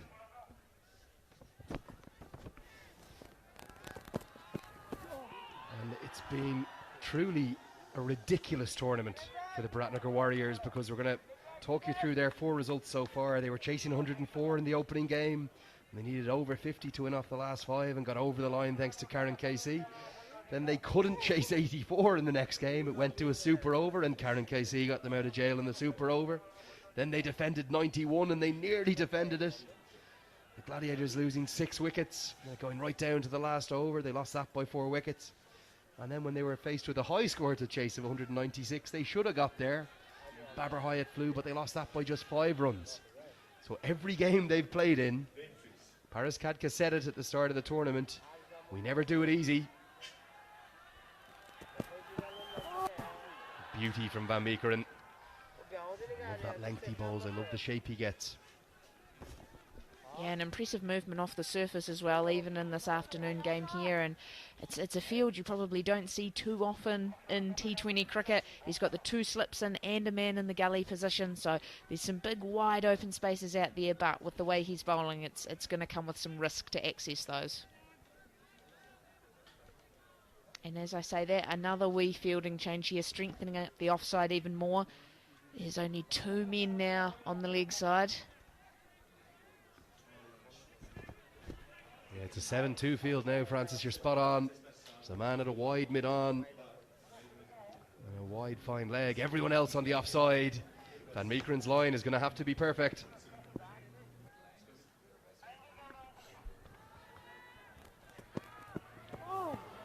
Beautiful stuff from Van Meekeren. Not much carry that time. But he has Budaher in all sorts of trouble outside the off stump.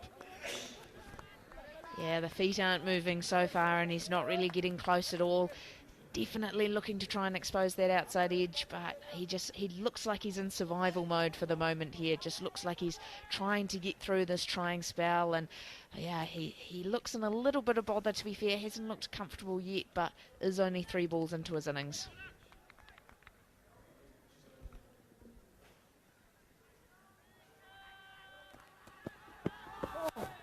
Beautiful again from Van Meekeren. Budaher just doesn't have an answer right now.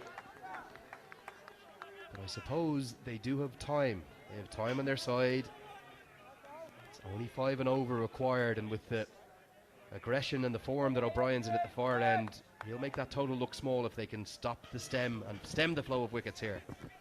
Yeah, he just needs some people to stay with him, and we've seen that in basically all the games we've played. If he can get someone down the other end who's prepared to stick in and build a partnership with him, the Kings 11 can be very, very successful. Superb stuff from Van Meekeren. 5 dots in this over so far.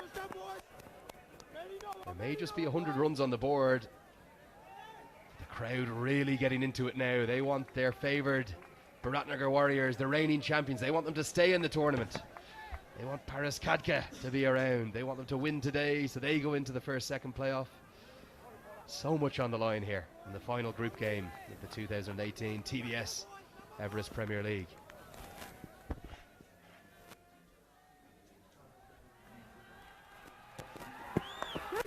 Edged wide of the man that was just taken out a slip. Gonna run away for points.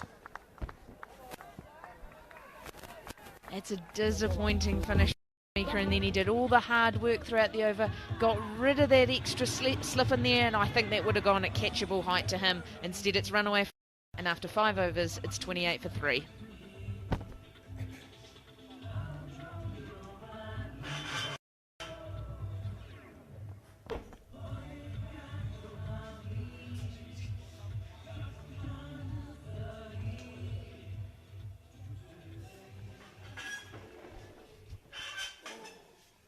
The fate of 3 teams depends a huge amount on today. Not just the Kathmandu Kings, the Biratnagar Warriors, but also the Chitwan Tigers.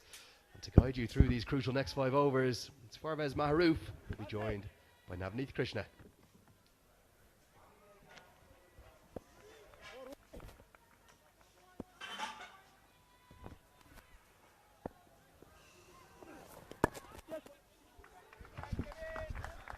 Good. Thank you, Andrew. It's good batting by Kevin O'Brien. Not taking much risk. Of rule of Mandamava. It's been sensation in the first couple of overs. Correctly so. Paras Katka giving me the third over as well. Just picked up 2 wickets for 13. Rule of Mandamava. See nothing. Naresh Budria on strike now. No run there, no run there.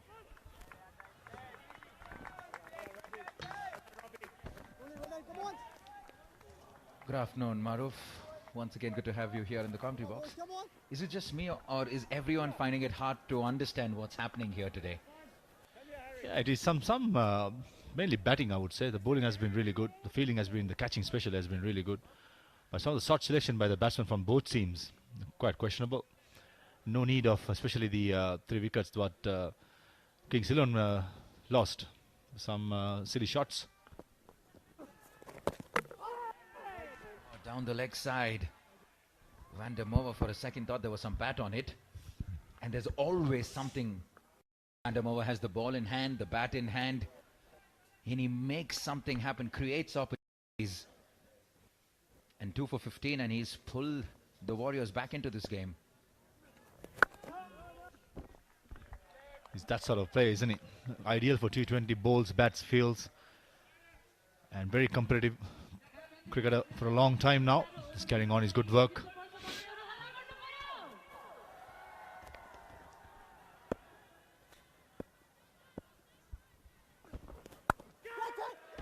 Almost wicket number 4. Well, it's not easy to be batting there in the center. And there's a buzz in the crowd. They sense another close game. Despite it being overcast and extremely cold here, we have a good turnout for the final league game. Absolutely. It's a very crucial wicket for Biratnagar Warriors, Kevin O'Brien's. Big, huge responsibility on his shoulder to guide this Kings 11 through. He took a situation in it, and see the end of the 6th over. Kings 11, 31 for loss of 3 wickets.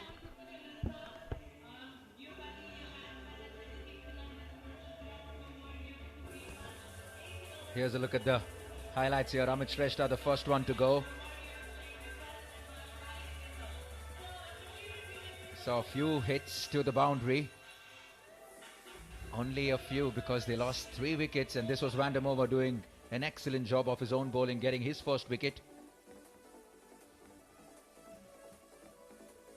And then this was wicket number 3.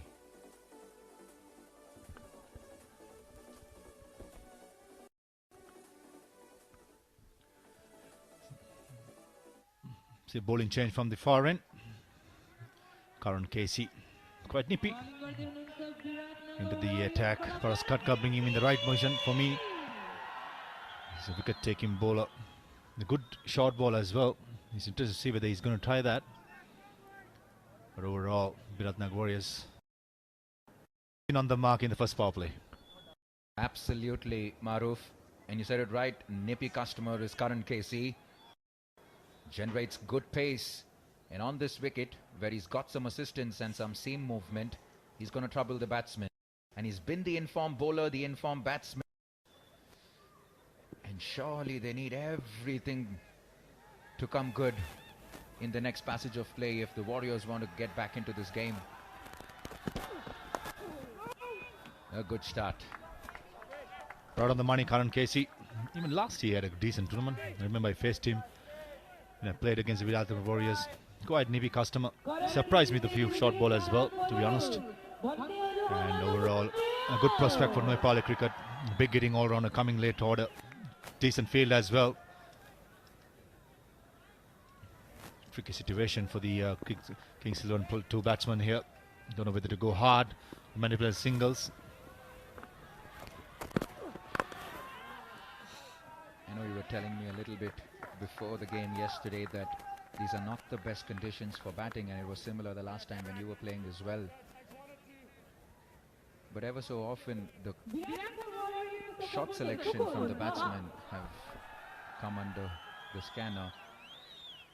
And it's sometimes not just the pitch, but the shot selection that's been very poor.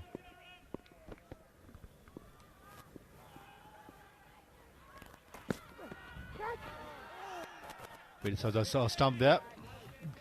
Yeah, coming to your question, Navneet, thought the wickets are much better than last year. And as you see, the highest scores in last year, if his pass score would have been something around 120. See the replay there. Naresh fishing outside the off stump. Good length by Karan Casey. But this year the scores have been higher. The wickets has been consistent. But lately it's been a bit on the slower slide. The wickets are getting tired.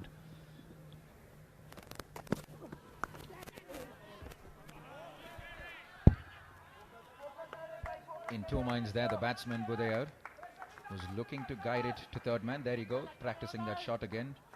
But in the last minute, he almost took his bat out.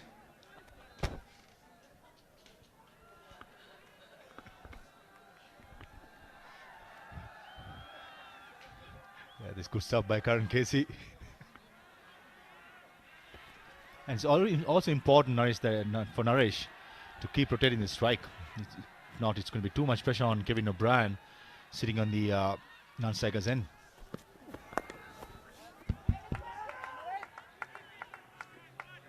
And the Kathmandu Kings 11, their camp will be saying that just a 20-run partnership, a 30-run partnership is good enough at the moment. That is enough for them to shift the pressure back onto the Warriors. And that should be the need of the hour at the moment right now. Absolutely. The partnership of 20-25 runs will make the dressing room ease as well. And the two batsmen in the middle will get the confidence. But all in all, even yesterday's game is all about partnerships. And the wickets were dying, which is slowing up. But today, I thought Biratnagar started really well. Spin and pace both. It's all in Kevin O'Brien's shoulder now to guide the Kings 11.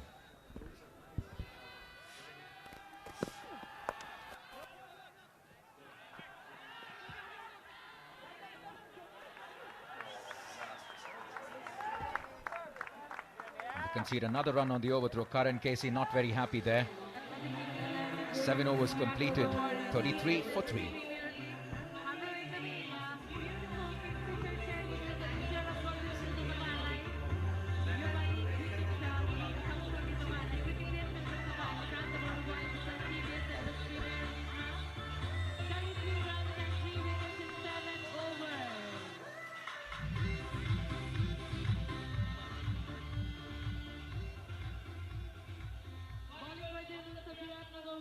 It's a bowling change from the commentary box end. Paul Van Meekeren coming back for his third over. Very impressive so far with some pace and bounce. Easily the fastest bowler in the Nepal Everest Premier League this year, I would say, Navneet. Yeah, definitely. He's been dangerous and he's been dangerous with the ball. And these are possibly the most perfect conditions for him to be having the ball in his hand. He makes full use of his height, generates good bounce on these wickets, gets the away movement as well. But he's been very erratic with his line and length, conceded so many extra.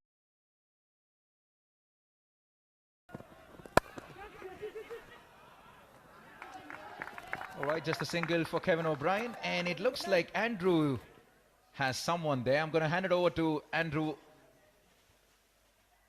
Let's see who Andrew has got.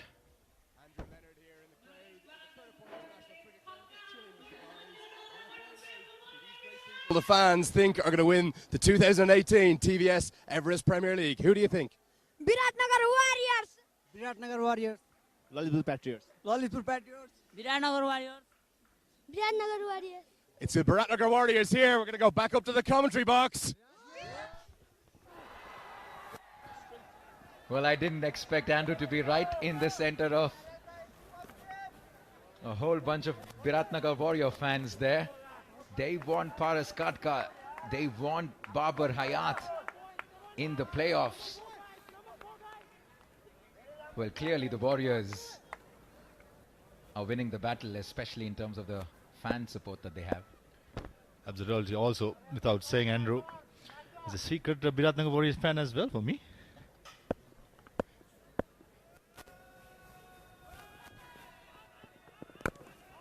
Andrew's been quite the sensation here in Nepal this time around. He has a big following himself. Right, so Van Meekeren slowly and steadily going about his business in the manner that his captain wants him to. Keep bowling those dot balls. They believe that that next arrow will come. And the fielding for a change, Maruf, has been top class today, and especially from the Kathmandu Kings 11. Absolutely, some brilliant catches from the Kings 11.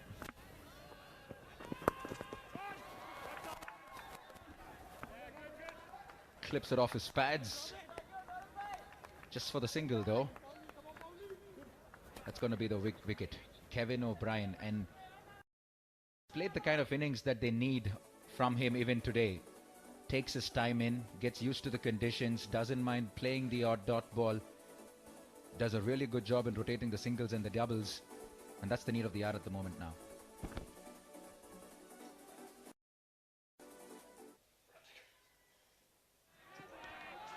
Good bouncer there.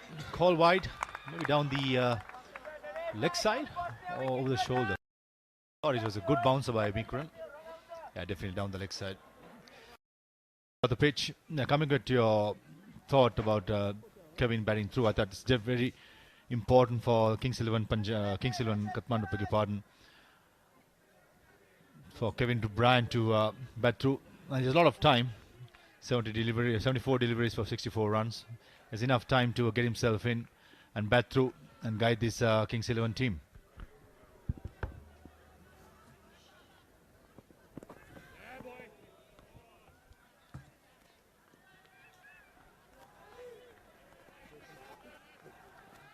This is what we've seen from Van Meekeren all through the tournament, straying down the leg side on some occasions, and then you see him bowl completely outside off. And in between all these erratic deliveries, he comes out with these absolute snorters and peaches, and those are unplayable for the batsman, especially with his bounce and pace. Indeed, that looks a good bowler. Simple action, nippy.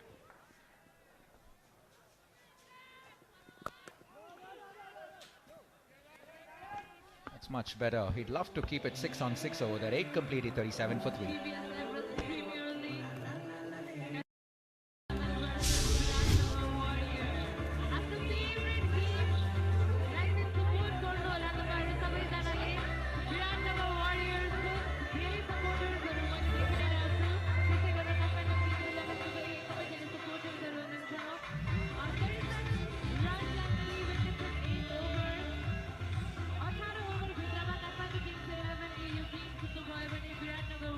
Right, 8 completed, 37 for 3. Maruf, how many cups of hot coffee or tea have you had today? Probably about 10. Try to keep warm. The most freezing day ever since I came here. Just only 3 days. But the weather doesn't seem to be holding up the crowd here. There's a big crowd here. As soon as the game started, they knew the Warriors were batting. They were here in numbers and only getting filled up. I see the back up the mountains there. Beautiful view.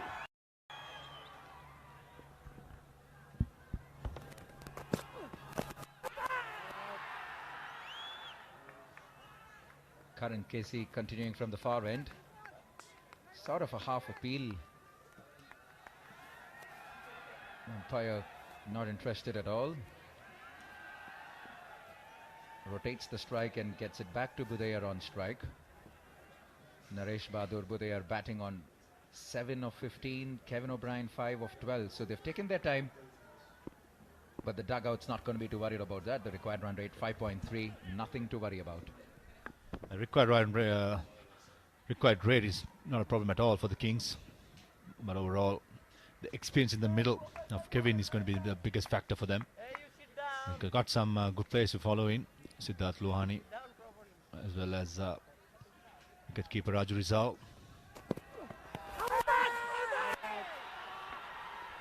Big appeal there for LPW. By signaling a leg by, it could be an interesting call to see. Thought a bit high on the higher side.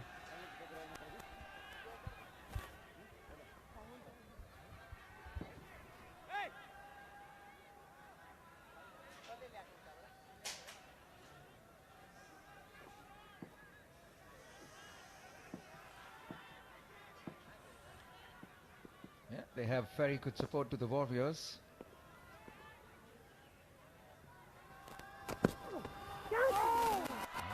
Kevin O'Brien trying to be a little cheeky there. Trying to guide the ball to the third man region. Missed it. But yeah, they have a lot of fans to the Biratnagar Warriors, and we saw a whole bunch of them with Andrew Leonard a while ago. And their team will have to come up with something quite miraculous if they want to pull off a victory here. Yes. Kevin O'Brien is going to be the key player for the Kings. He's doing the right thing, trying to manipulate the singles. He spent much time as possible in the middle.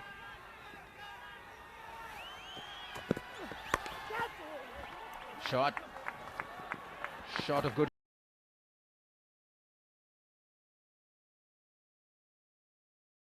There on the, and he punches it on the leg side, gets 2 runs. A predominantly back foot player, Kevin. Waiting till anything short to play the cut or the hook. And got the perfect delivery from Karan Casey. Slaps it towards mid-to-ground. Brilliant fielding there by the fielder there. He's keeping under 2.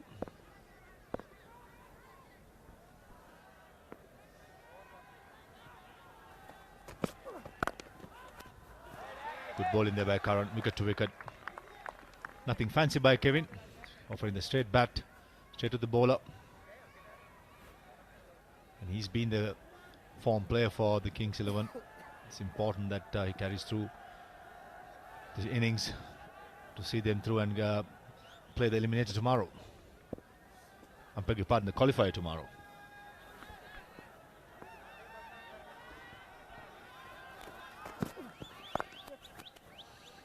He's been the man in form as well, Kevin O'Brien. 33 of just 15 deliveries in the last game. And he struck a very well compiled 54 in the game before. So he's definitely the main man for the Kathmandu Kings 11. 9 completed, 42 for 20.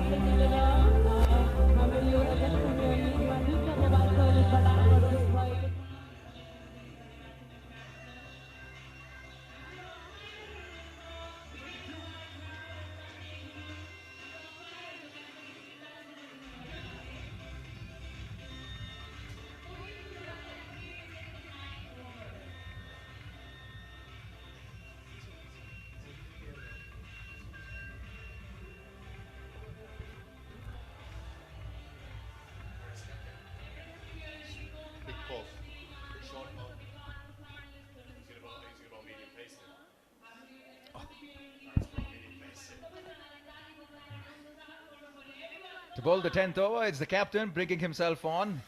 We saw some off-spin from him in the first over of the innings. He also got that wicket early on.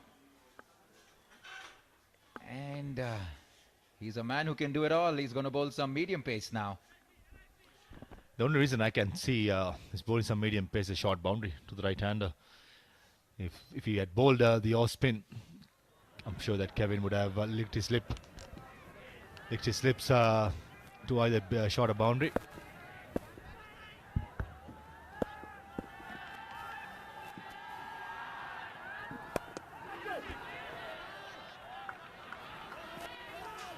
Required now in 10.5. 5.45 the required run weight. As long as Kevin O'Brien is in the centre, the dugout will definitely be at ease. Also the main factor would be the overlift of Rural of Mandavover. I think that will be very key for the Biratnagar Warriors. Excellent. Sliced it over point there. But he has cover, does Paraskatka, so it's just going to be the single. And there's good fielding there by the sweeper fielder there. And talking about Rule of Mandavover, I'm interested to see which at what time does Captain Paras uses the trump card. But we've only left it 1 over.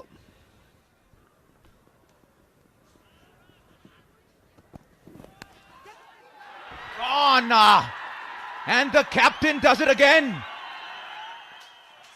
Excellent outswing there away from Naresh. Budayar gets the edge. And Asif Sheikh, the keeper, does well. They are not out of this, are the Warriors. They're going to fight hard till the very end. Take a look at this once again, inviting the drive, gets the edge. Phenomenal keeping there from Sheikh. Brilliant by the Biratnagar Warriors, the captain, the wicket. An important wicket falling for the Kings. It's 43 for 4.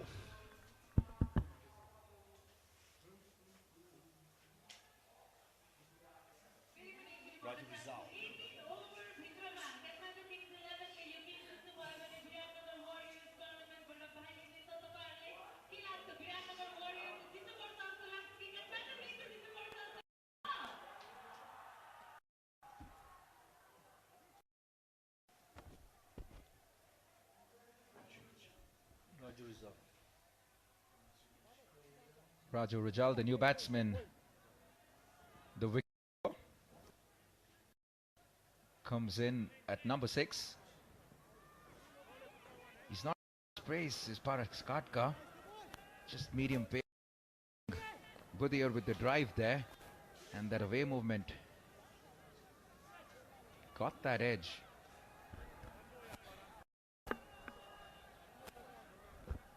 Right. Oh. Paras Katka to Raju Rijal.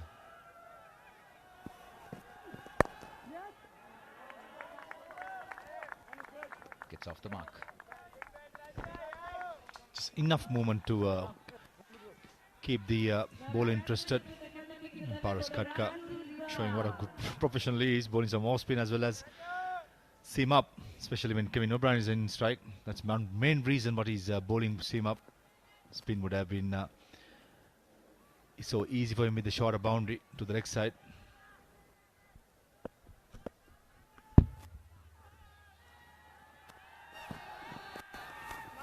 This is an excellent over so far from the captain. He's just keeping it on off stump and outside off that corridor of uncertainty, and that's exactly what happened with Naresh Bahadur Budiyar as well. Keeping the batsman interested, and he certainly was. Looked for the drive.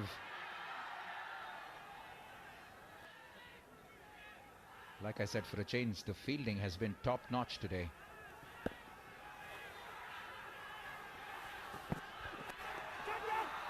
Strays onto the leg side, and what happens? He gets punished. You don't want to be bowling looseners to Kevin O'Brien, and in the form that he's in, he's going to dispatch you. 10 overs completed, 48 in the commentary box. It's going to be Francis Mackay and Andrew Leonard.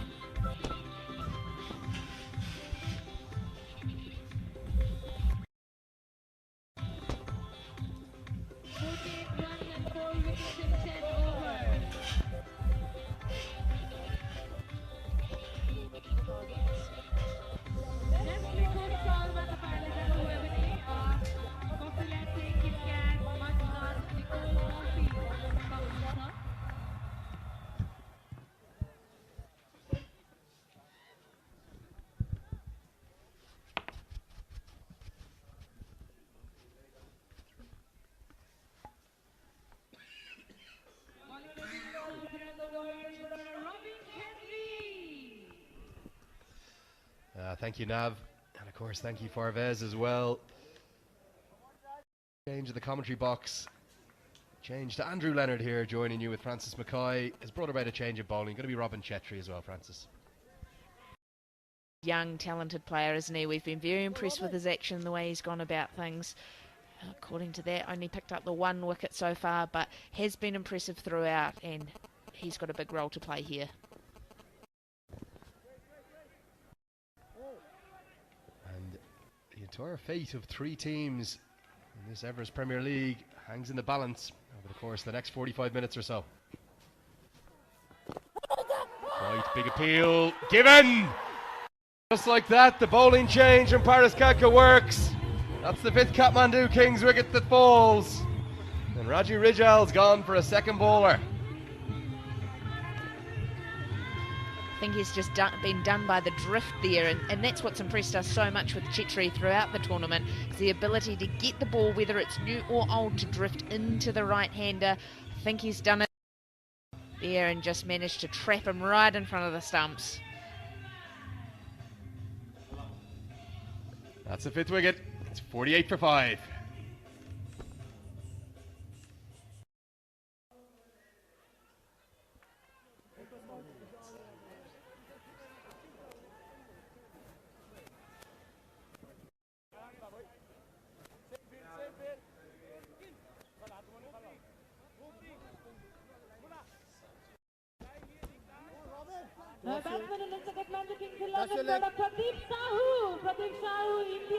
So half the Kathmandu Kings wickets have fallen before they've even got halfway to this 100-run Biratnagar Warriors total. 2 overseas players now at the creases. Pradeep Sahu joins Kevin O'Brien.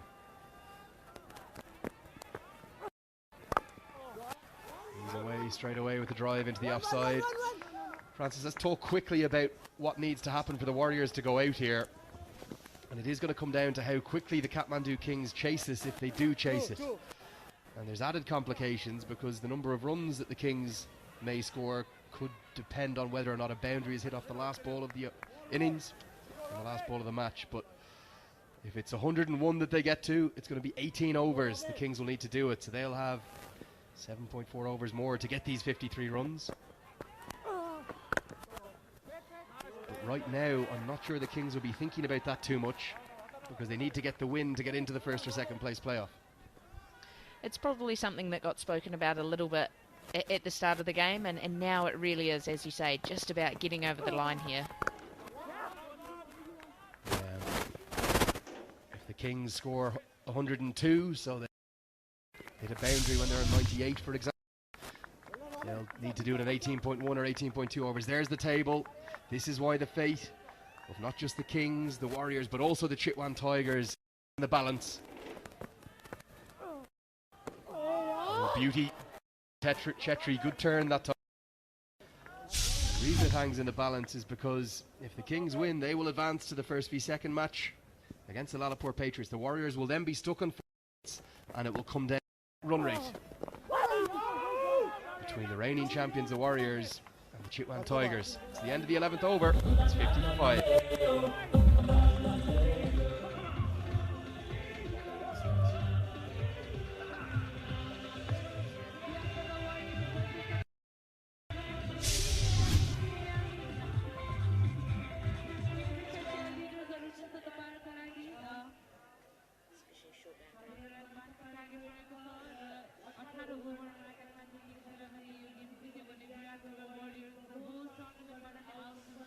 That's the Kathmandu Kings 11 card there. Kevin O'Brien very watchful to start. He knows how important it is that he stays there.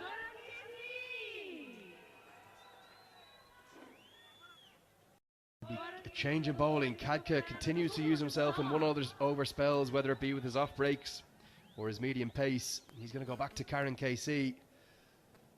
Heel of the short boundary on the leg side. Francis, I wouldn't be surprised if O'Brien maybe tries to target Karen KC here to get the run rate just moving a little bit. We have seen he has been impressive with the ball, but he has had a couple of really expensive overs as well. So, you know, with that short boundary on the leg side, I'd be surprised if O'Brien didn't have in the back of his mind that he's looking to get stuck in here. Single will do to start for O'Brien. You can see him saying to Pradeep Sahu in between the overs there, just play straight. It's not a wicket to play across the line on.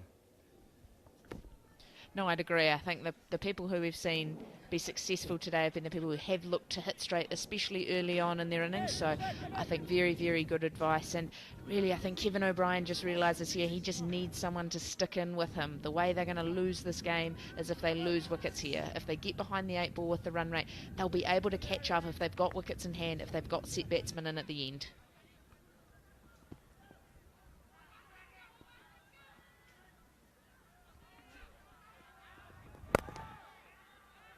Yeah, clever batting from Karen KC, brilliant fielding from Kadka. Great backing up as well. We've seen a real uplift in the fielding, without doubt. The best fielding performance of the tournament by both sides here. Kings outstanding with their catching, and we saw that great grab from Roloff van der Merwe. What's interesting for me, Francis, the crowd is right behind the Warriors. Yeah, they seem to be, which is good. And I mean, I suppose they have got, he is the crowd favourite, isn't he? Paris, he's the man, he's captain fantastic, so probably not surprising to see. Yeah, I was out in the crowd a few overs ago, you heard from me there, and they were all right behind the Biratnagar Warriors, although they're taking on the home side, the Kathmandu Kings here. The man at the crease who's a bit of a local favourite, Kevin O'Brien. He's really been embraced by the fans here in Nepal. It'd be ironic if he ends up knocking out Paris Kadka's side here.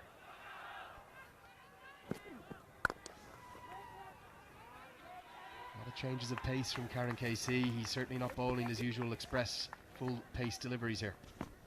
No, and I think that's clever for the state of the wicket that we're at the moment. It just looks like it's starting to wear a bit. You can see even from the combox up here, quite obviously the footmarks and everything getting a wee bit scuffed up, starting to look worn, and we're seeing the purchase that the spinners are getting too. So the wee cutters and slower balls very, very useful here.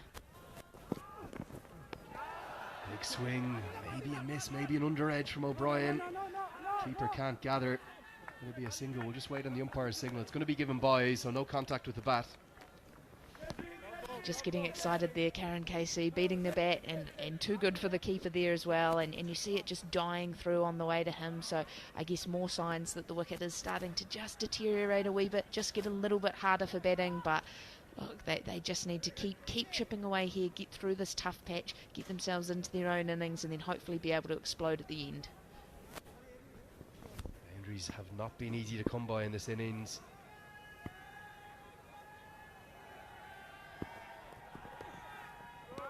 Short going to be signalled wide.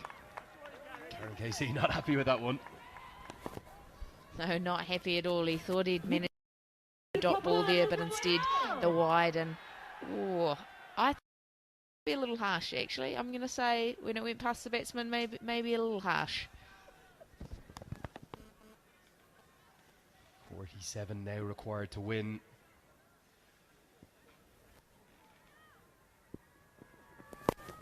Slow ball again from KC. They'll get through for the single. That's the end of the 12th over.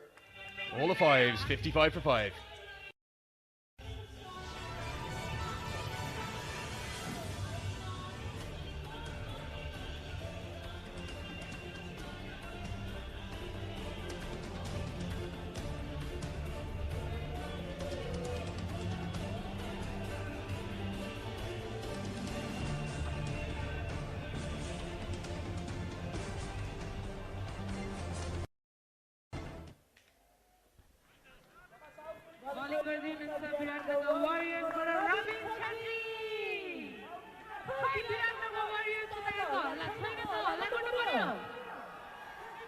Going to be Chetri to continue with his left arm spin.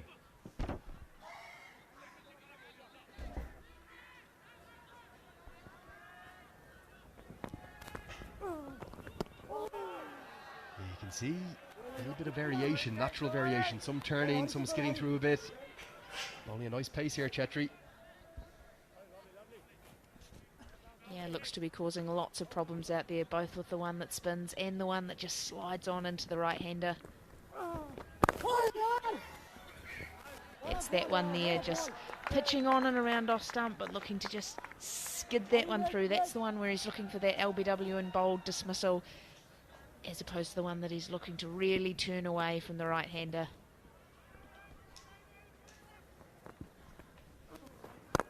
Full toss, powered down the ground, powered towards the man at long off, but even Van der Merwe can't get around to that.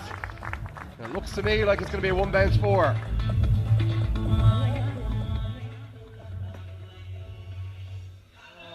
It's the first bad ball he's bowled there as well, just that low full toss. Great job to extend the hands out, reach that before the bounce and put it away to the boundary. Superman in the field, off Van der Merwe, couldn't even get there.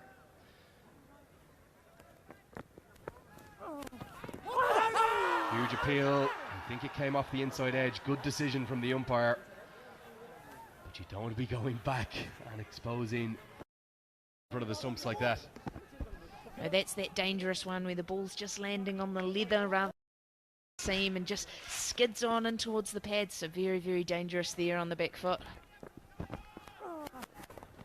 Put away edge, it's going to beat third man. Another boundary. Just 38 more needed now. crucial boundaries here this over. Just as that pressure and that run rate was heading up towards 6 and over. Again, it's not too wide, but it's the length that enables him to get his hands through it, beat that third man, go away for 4.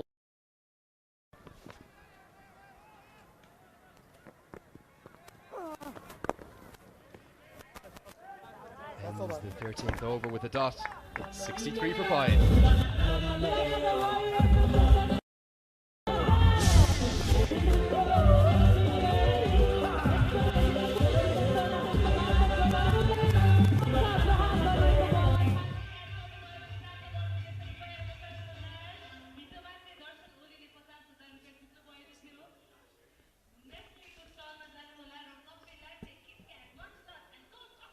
That's the Kathmandu Kings card. 2 boundaries in that over from Chetri to Sahu.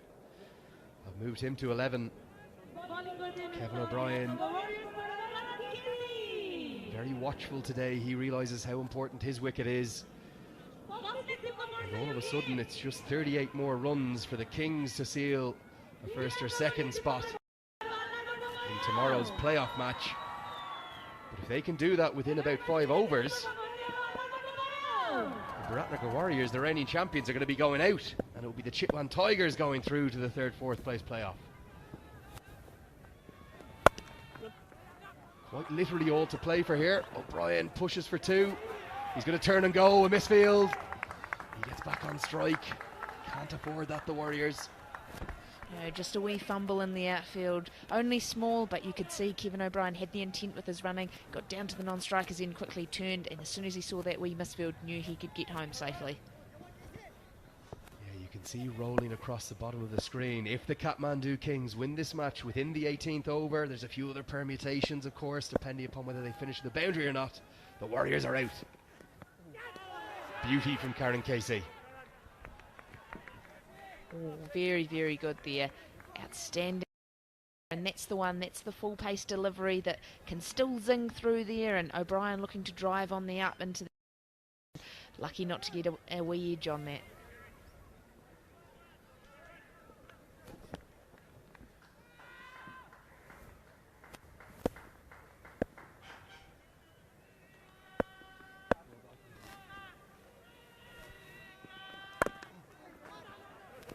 Short from KC. O'Brien can only inside edge that onto his own boot. Going to be another crucial dot. Do you think the Kings would like this with an 8? Knock the Warriors out? They are the reigning champions. I think they'd love to, in all honesty, and I think there's a couple of other teams out there as well that would love to see them do it too, but at this stage of the match it probably can't be at the forefront of their mind. They really do need to make sure they get over the win in the back pocket, but we'd love to see it happen, wouldn't we? Powered into the offside by O'Brien. Deep covers out there, just going to be a single. What do you think is going through the minds of Paul Sterling, George Scott and John Simpson, who was in the commentary box? He's now back at his hotel. Their entire fate in this tournament depends on the outcome of the next 30 minutes or so here. John Simpson, he was nervous and on edge even in the first innings of this game, so I would hate to imagine what kind of state he's in now, but look, he did a fantastic job up here in the comm box, and good to see that it means so much to him. He's so invested in his team getting through. Nicely played by Sahu. That's good cricket. Gets O'Brien back onto strike. It's 34 to win now in 37 balls, but as we said, if they can do that quicker, if that big man from Dublin, Ireland, can clear the ropes a few times, he could, in the most remarkable circumstances, after winning their opening 2 matches, send the reigning champions, the Biratnagar Warriors, out of the 2018 TVS Everest Premier League.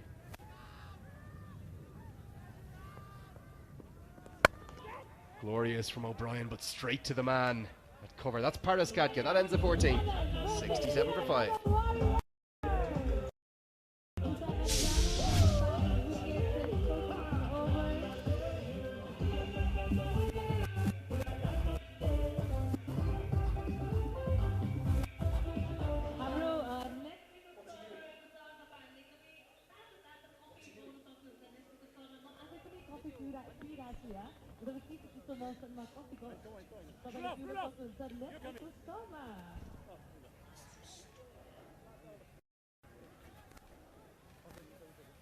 back here to the Kurtapur International Cricket Ground. It's a hazy, strange weather day, and you're hearing the big roar in the crowd because it's going to be Roelof van der Merwe to bowl his final over.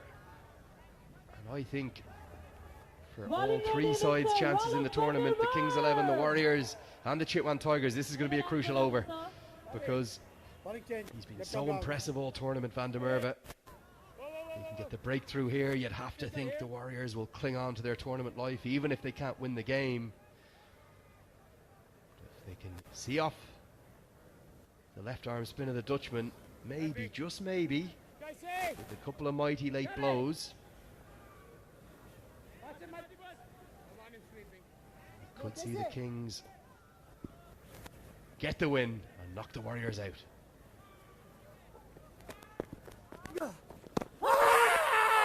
Big appeal from van der Merwe, not given, and we're going to go down pitch side to Navneet. Thank you, Andrew. Well, we're seeing everyone come together here for this festival that is the Everest Premier League, and I'm delighted to have Mr. Deepak Raj Joshi, CEO of the Nepal Tourism Board. So you must be very happy of what impact that the Everest Premier League has had on tourism in Nepal. Yes, I'm very, very happy because events are very, very destination to promote the country, to promote people. So Everest Premier League is very, very important to this area. Is this the first time you're coming and watching a game here? What are your thoughts on itself? For EPL, this is my second time. So long ago, I think around 3 years back, I was here. And this year, I'm really impressed seeing that this world preparation, logistic, presentation, everything is so fantastic. Are you a big cricket fan yourself? Do you have a favorite team here? Yes, yes. I always follow cricket. Cricket is one of my best game. And then this time I am following and I'm for Kathmandu team. Kathmandu, they're playing today. Very, very close game. And if they win, they go right up to the top two. You must be happy for them. Yes, I'm very, very happy. Thank you so much for coming here, enjoying the cricket and everything else. We'll see you very soon. Well, that's it from here, and it's back to the commentary box to Andrew. Thank you, Navneet. Brilliant to hear there from the Nepal Tourist Board Chief. And what a beautiful country it is to visit here. We've been blessed in Kathmandu. Back to the cricket, and Kevin O'Brien, short and wide, hammered away for 4. The Kings still threatening the Warriors' spot in the tournament.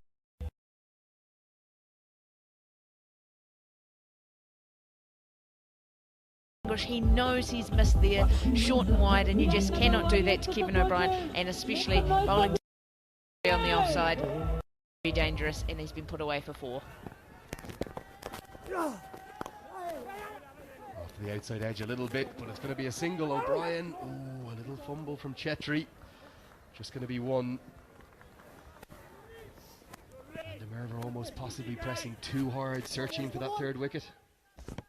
Yeah, he looks to be pushing it through a bit more than he was in his earlier overs, where he looked in beautiful rhythm, looked like he was controlling the game, but he knows how crucial this moment is, and he's really searching for that extra wicket. From Sahu. It's going to end the 15th over with a single. It's 74 for 5.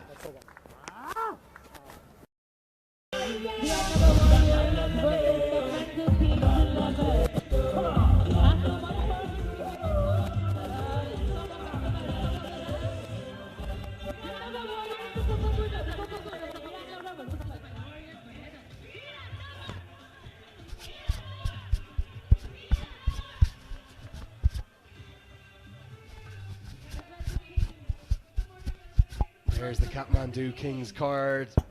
Just 27 more runs for them to win. They have 5 overs to do it, but if they do it inside 3 overs, then the Biratnagar Warriors are out. There's a few other permutations. If they can get to 100 and hit a boundary to score 104, they can go as deep as 18.4. And to talk you through all these permutations in the commentary box for the last 5 overs, it's going to be Navneet and Farvez.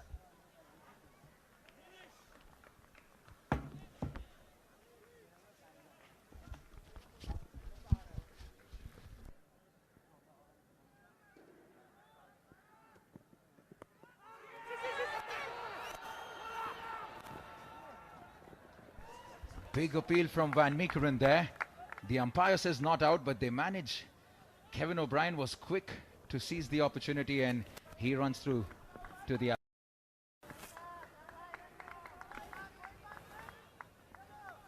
going outside off and a little too high. Definitely it is. Crucial situation for the both the teams, actually. As Andrew explained, all the permutations with 4 teams in contention. At least one team will go out. It all depends how well has Kevin O'Brien played so far.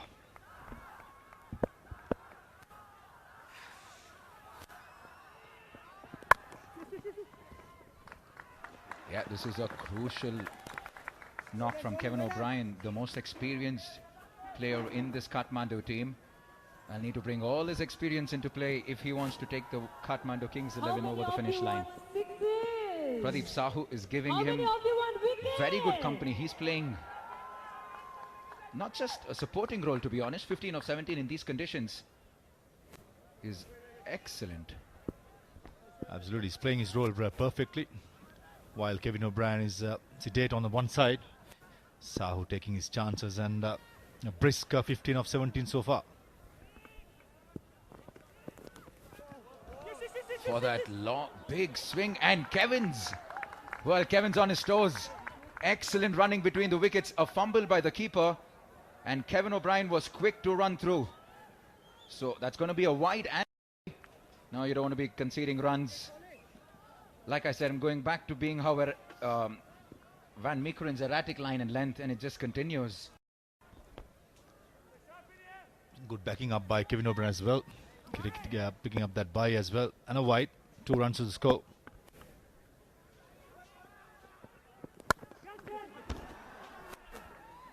Hits it down the ground, but there's Van der Merwe long off. So just the single.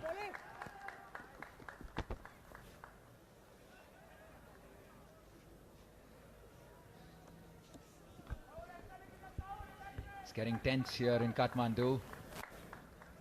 Very cold afternoon. They're trying to keep themselves warm.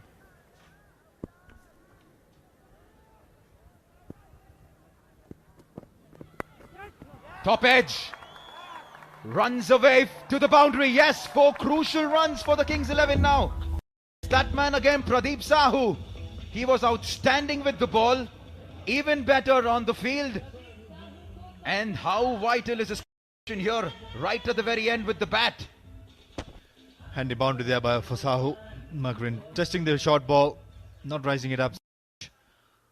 And lucky boundary, I could say, for Sahu, the top of the wicket keeper. Brisk 19, as I said before as well. This has been a game-changing moment for me. Sahu's little brisk innings, as well as his fielding.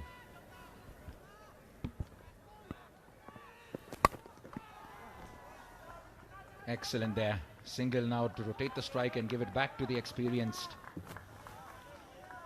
Kevin O'Brien.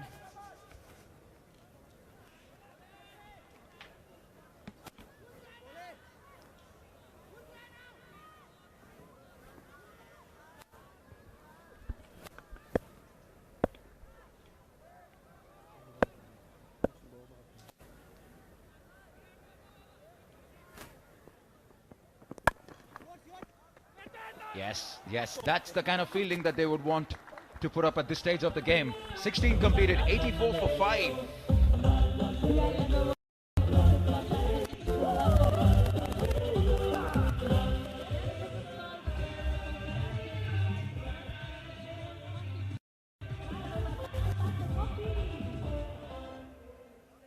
Runs and 5 wickets in 16 overs.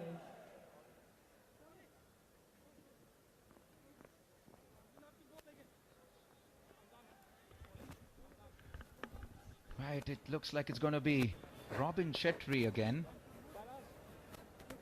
to bowl from the far end. 2 overs, 1 for 10 so far. And it's Pradeep Sahu batting on 20 of 19 deliveries. 17 required for the Kathmandu Kings 11 to win in 4 overs. So that definitely looks a lot easier. But should they do it in 2 overs, they would eliminate the Warriors from the tournament, and the Chitwan Tigers will go through to the playoffs. It's all to play for, and we're coming down to the final 4 overs to decide the 4 teams that are going to go through to the playoffs in this edition of the TVS Everest Premier League. Robin Chetri to Pradeep Sahu.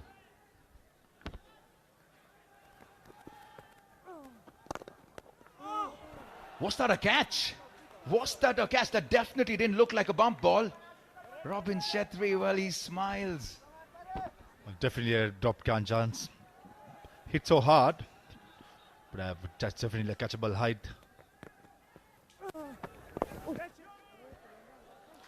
And good delivery by Chetri, hanging it back. As you see the replay there, the drop catch. He smashed it back at him.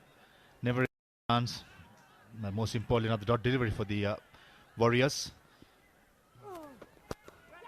This time, hits it, there's a field out. Falls short of him, that's Van der Merwe again. Paras Katka, he knows he wants to have his right men at the right places. We saw Van der Merwe at long off from the far end, and he's very quickly run across the field. Van der Merwe definitely one of the best fielders in this tournament. Yeah, good game in awareness by skipper Paras as well as Roloff. One of the best fielders going around. It's important for Biratnagar Warriors. I'm pretty sure that Paras must be eyeing to get this game more than 18 overs.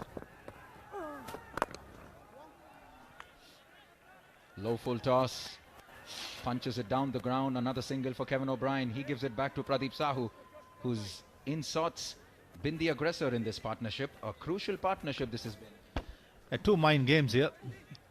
Kathmandu Kings 11 trying to win the game, get him to the first or second position. And if it goes more than 18 overs, the Biratnagar Warriors will eliminate the Chitwan Tigers to play the eliminator. Just a single, yes. That's right, a 39-run partnership so far from these two, Pradeep Sahu and Kevin O'Brien. And Pradeep Sahu has scored 22 of them. Yeah, for the Kings 11, all the foreigners done the job today with the ball, with the field, in the fielding as well as with batting. Rohan Mustafa missed out, but bowled really well. Leading edge there from Kevin O'Brien, but goes into the vacant spaces on the offside, and another single to end the 17th over. 88 for 5. Don't go anywhere, ladies and gentlemen. We have an absolute cracker.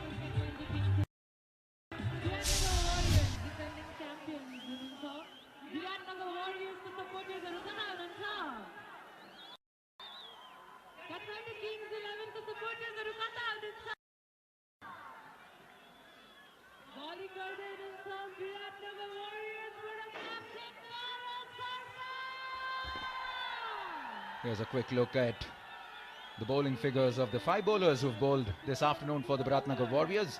Very good economy rates for every one of them. It's been a low scoring game this, but yet another low scoring game that's going down to the wire. Katka so far, he's coming in for his third, bowling the 18th over, 13 required in 18. Maruf, this is exciting as it gets. For me, it's 2 different games in one game.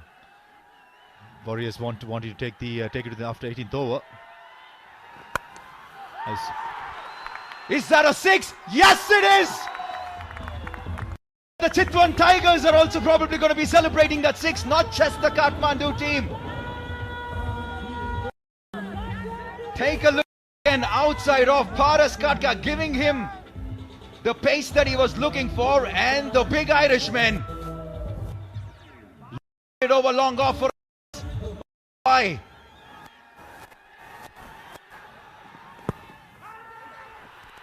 Onto his pads now, misses it, a dot ball. Oh, yeah.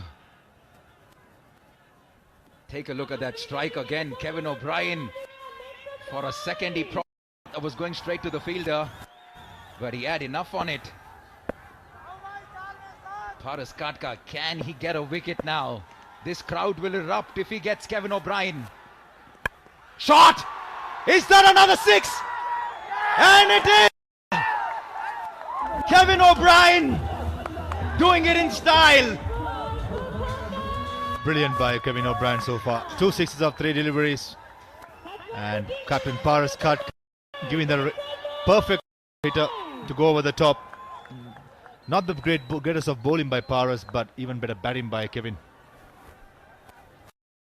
Those 2 sixes are in all likelihood going to get the Chitwan Tigers into the playoffs. 1 run left. Here we go. Slogs. Dot ball. Missed opportunity probably there. Every single person in the crowd here, they're on their feet. But have the Kathmandu team done enough? 2 balls left in the over.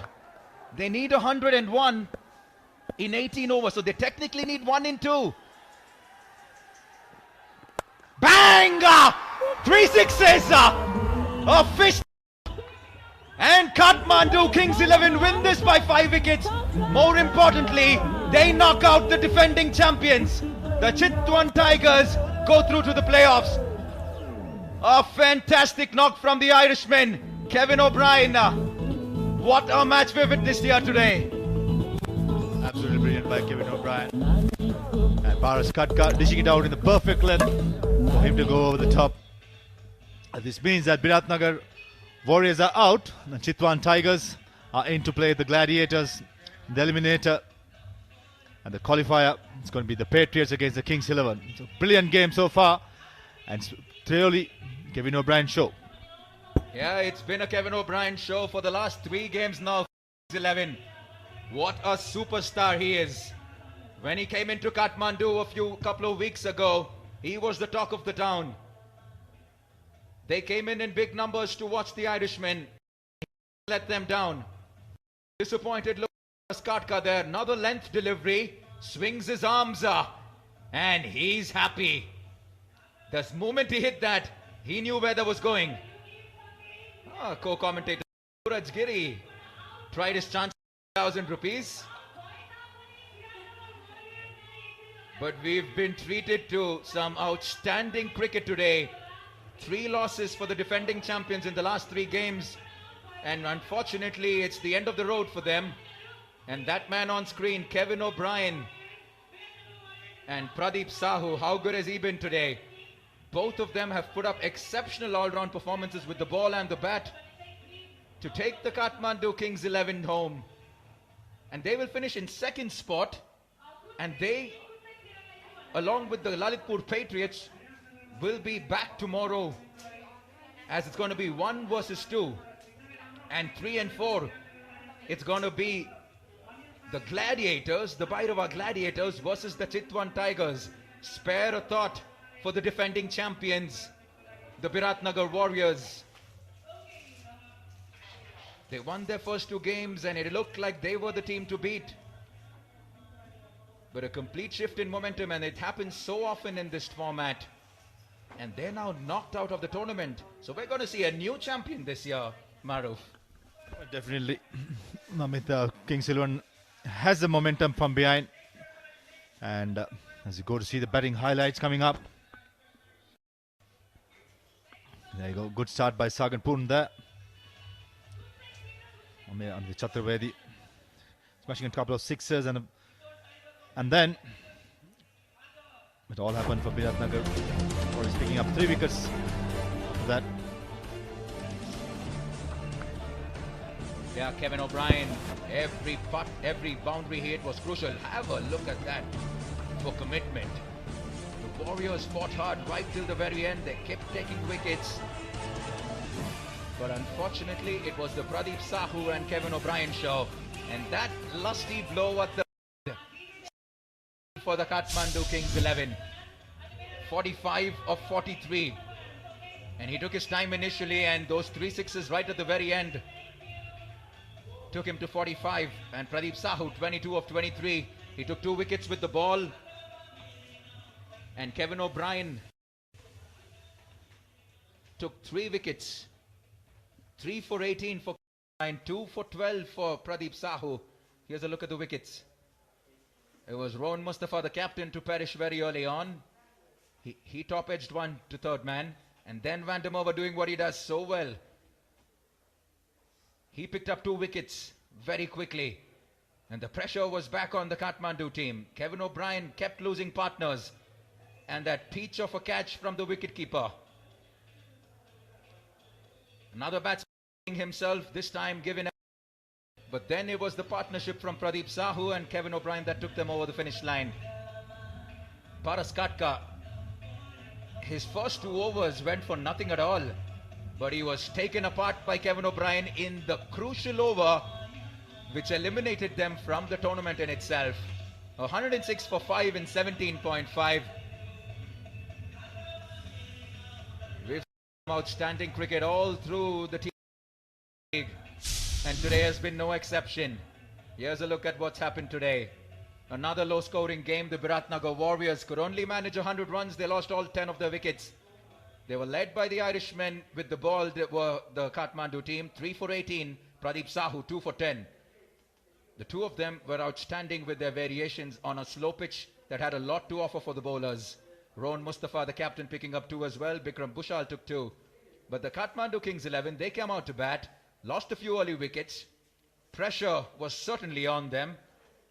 But Kevin O'Brien and Pradeep Sahu came to the party, and they finished it off in grand style. 106 for 5 in the nick of time, in 17.5 overs. Not just to defeat the Biratnagar Warriors, but to eliminate them from the tournament itself. What that means is that the Chitwan Tigers, they go through to the playoffs. The Tigers lost the first 3 games and now have gone through to the playoff. You gotta love the T20 format. We're gonna come back to you very shortly with the post-match presentation. Stay tuned.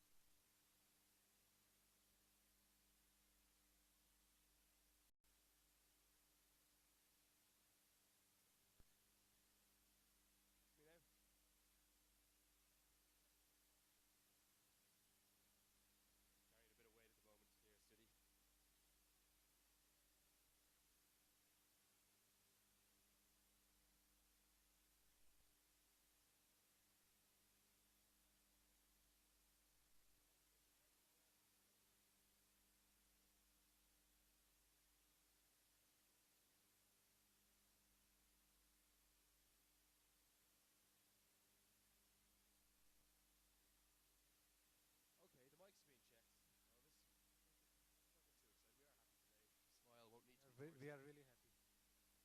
The Irishmen have stayed in the tournament, miraculously.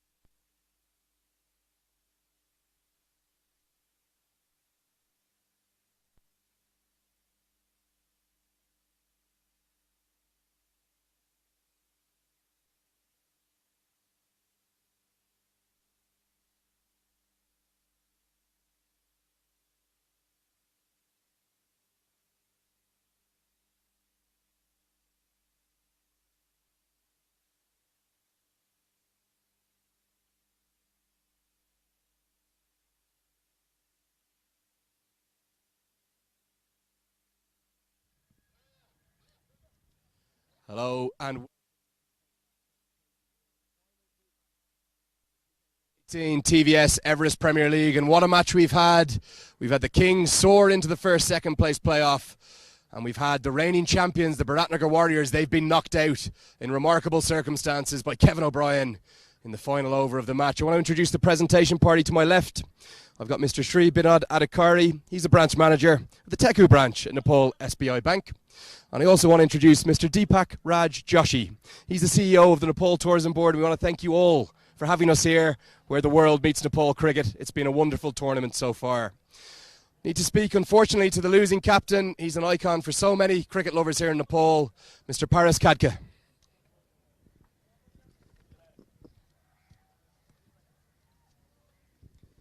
Paris, hard luck today. You said at the start of the tournament, or 2 games in, that it seems that every match you're involved in, it's never easy. Can you talk us through what happened?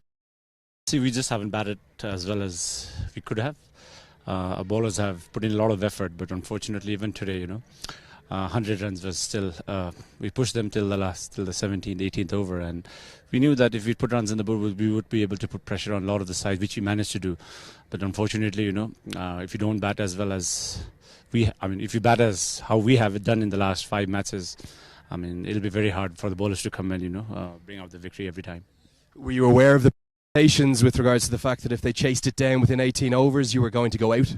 Yeah, I knew that they had to go for they would go in the last over, and for us, we wanted to drag it as deep as possible. And like I said, brilliant effort from the bowlers and the fielders. As a batting unit, we're not up to the mark the whole tournament.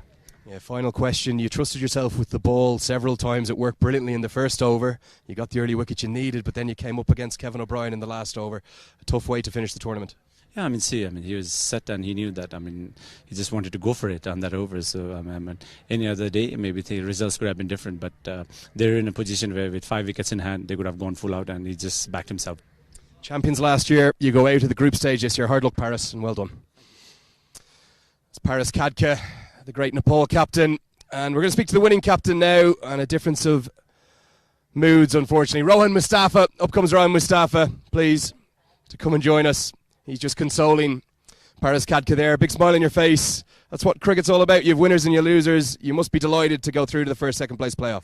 First of all, thanks to Allah. Yeah, of course, position 2 on the second in this league, it's quite good for us. Last 3-1 was very important for us, so that's why we are in the second position. You won the toss. You chose to bowl first. Was that crucial game today? Yeah, of course, the guys, we all are playing very good while chasing. We won all 3 matches before that game. We won it by chasing. So it was a short and simple formula that we will go for chase, whatever the score rate is. Well, you're back at action tomorrow, so go get an early night, and we'll see you tomorrow for the first, second place playoff. Time for the bankable player of the match. And to be honest, the commentary box only really had one choice. He took 3 wickets with the ball. He struck a phenomenal 45 off 43 balls. He paced his innings brilliantly, and with those 3 mighty sixes, he knocked the Warriors out of the tournament. Please give a big round of applause for Kevin O'Brien.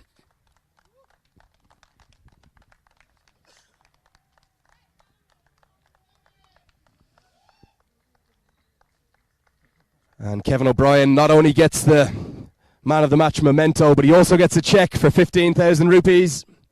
That's going to be handed over by Nepal SBI Bank. He's been outstanding all tournament, the big Irishman. And talk us through, did you know that you were going to knock the Warriors out there if you did the business in that final over? Well, I actually didn't. Maybe in the 19th over, but I was just focused on trying to get over the line. The credit to the Warriors, they bowled very well on a difficult enough wicket. But myself and Pradeep knew if we were there, we'd be close to winning, if not over the line. So just thankful to get over the line. How big a difference is it for you now to go and play in the first, second place playoff tomorrow rather than have to go to the third, fourth place? Yeah, well, it gives us 2 bites of the cherry for the final. So, we're playing good cricket at the moment. Obviously, the Patriots are a very good team as well. They've gave us a stuffing in our second game. So, hopefully we get a bit of revenge tomorrow. You struck the Nepal captain for 3 sixes. You become a bit of a local hero. They were chanting your name, but I'm not sure they were when you were hitting Paras Khadka out of the ground. Yeah, well, I knew it was do or die, really, I was batting like a blind man, unfortunately, for the first 25 balls or so. So, he stuck a couple in the area, and I just swung as hard as I could. Well, congratulations, Kevin. The bankable player of the match for the second time. And a remarkable performance from the Irishman. One of the stars of the tournament so far. They're going to go on to the first second place playoff, but for now that ends it from the presentation ceremony. We're going to go up to the commentary box. Thanks, Andrew. Yes, it's always good to hear from Kevin O'Brien. Instrumental in the Kathmandu Kings 11 winning today. And not just that, instrumental in eliminating the defending champions, the Biratnagar Warriors, much to the disappointment of the Warriors fans who turned out today. And there you go. We are now heading into the playoffs, the business end of the tournament, and it's going to be 1 versus 2. The Lalitpur Patriots versus Kathmandu Kings 11. And we have an early start as well. Make sure you make note of the time. It's going to be a 12:30 start for our qualifier number 1. The Patriots versus Kings 11. Come to end of another interesting, exciting game, in fact, in the final league game of the TVS Everest Premier League. Thank you for tuning in, and we're going to see you back again for the first qualifier. For now, we're going to leave you with some images on what has been an excellent day of cricket. Thank you and good evening.